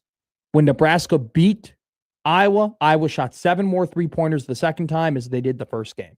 This team, while they have a guy like Koch who can make you pay, and while Sturtz, at least throughout the season, has proven he can make you pay, maybe not as of late, 3 of his last 19 from the 3-point line, I think you can beat Iowa with them taking a lot of 3-point shots. And like I said, Josh Hodgson, if they make 14 of them, mazel tov. Mazel tov. What can you do? What can you do? Right? This is a team that is 100th out of 360 teams in shooting 3-point shots. If they make 15 of them, kudos to you. Good luck in the next round. But I don't think I can live with Nebraska being dominated in the paint. I don't think I can live with Iowa, just exposing them physically. I don't think I can live with Iowa implementing their will against Nebraska. I can't live with that. I can live. Got to push the pace a little bit. It just happens. You ran into a buzzsaw. You ran into a hot team. It was just their night. You know what? It happens to everybody. It does. It just. This is how you get upsets. This is how you just lose in the NCAA tournament. But if Iowa is to just dominate the boards, get 14 offensive rebounds, have 40 points in the paint, just absolutely boa constrictor you, squeeze you, have extended possessions. I like what Schaefer said, because partially what I said. The offensive rebounds isn't as much about the points as it is about the fact that it just drains more clock because of how slow Iowa plays. They're the second slowest team or third slowest team in the country. Their pace of play is 363rd out of 365. It's one of those things where if they just squeeze you, I'm going to be mad about it. But if they just make a lot of shots and that's how you lose, as much as it still would suck, I think it's better than the alternative. At the same time, I think it boils down to this. If we did a top 10 players in this game, I think Nebraska would have 7 of them. I just think at the end of the day, this Nebraska basketball team is better than this Iowa team. And as long as they don't turn the ball over and they handle their business on the glass and they take advantage of the mistakes that Iowa will make, because Iowa will make plenty of them, they will win this game and they will go to the Elite Eight with a chance to take on one of two teams that is going to be very difficult to beat. Either Illinois or Houston is going to be that's going to be tough. But you focus one game at a time, and tonight's game is very, very winnable for the Nebraska Cornhuskers. There is a lot to watch tonight. Finally, God, I was dying yesterday. Whoa. Oh, you didn't have anything to watch? I was watching the Sabres play. Who watches the Whoa. Buffalo Sabres play? You could have watched Yankees Giants. I know, but the Boston Bruins actually had a pretty impressive overtime victory yesterday. Pasta looked great, but David Pasternak. I actually know who Pasta is. Not the noodle. Even though I have had pasta recently. Okay. I'm a rotini guy. Used to be a penne guy. Now I like rotini. Call me a child. Why'd you switch? Taste buds. Interesting. I know. I just think I like the different texture. Oh, okay. Yeah, I don't know. Things are happening, man. My body's changing. I can't really tell you why. But anyway, I was in desperate need of sports, so much so I tweeted off that I missed the Bears. By the way, that Netflix presentation yesterday, one of these million and billion dollar executives going to realize that I just care about the game and not the hoopla. I don't even so much care about that. I care about, I don't know, not having it look like the team's played in a sandstorm because you have an Adobe photo. You can't even use Adobe Photoshop well on your own broadcast. It's just, it was, and by the way, too, don't give me a bot. This is such a weird complaint. Don't give me a bottom right-hand corner graphic in baseball. I have terrible eyes and vision. I found it a little difficult to read. Okay. I didn't so much care about the graphic as much as look at NBC right now. Top left corner. It's big. Okay. Baseball is a top left corner graphic game. Would all right? love Josh Peterson's scorebug ratings on last night and tonight. We will ask him in the crossover, which is coming up in about 20 minutes. But coming up next and most important, what to watch with Josh Hodson here on Middays with Matt.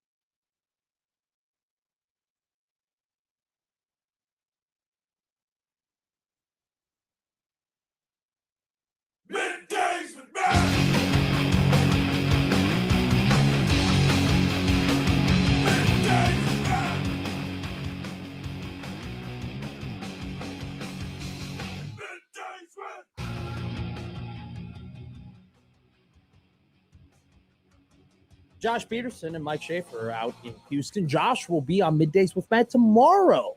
Whoa, good get, Matt. Yeah, I know. Everybody's always, you know what? I'm going to complain about something. Tell him. Well, it's about you. All right. You know what? And I just want to say this to everybody, and it's not a shot at anybody else. Okay. But I book guests, believe it or not. Okay. That's right. I book people. It's You the sure do. former producer in me that books people. I have good gets. And you know what? I love you, Josh. I sometimes get annoyed when we have good gets and people go, great job, Josh. And I got to tell people, I've even given up on it. We had multiple tweets being like, oh my God, they got Tate Frazier. Good get, Josh. Good And get, I was Josh. like, I don't even want to waste energy anymore because I feel like I'm trying to like be like, oh no, I'm the one. But I gotta say it. I mean, are you getting these guests for the show, or are you getting them so people will say good get, Matt? I'm getting them for the show. I would never do anything for, well, I was about to say I would never do anything for positive public opinion, but at the same time, why do we do this show? That's right. I'm just saying, I want my credit too. I want people to know I booked some good guests. This guy books, man. Thank you. Kenneth goes, Matt drops into guest DMs and asks them, you down? You down? Here's the thing. I actually was a kid who got in trouble a lot in grade school, believe it or not. And so I had to write emails to teachers a little bit more often than one would like to admit.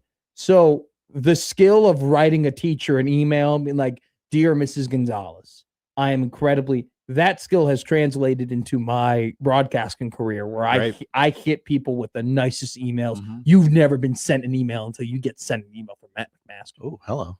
My go-to line, whenever works for you, works for us, baby.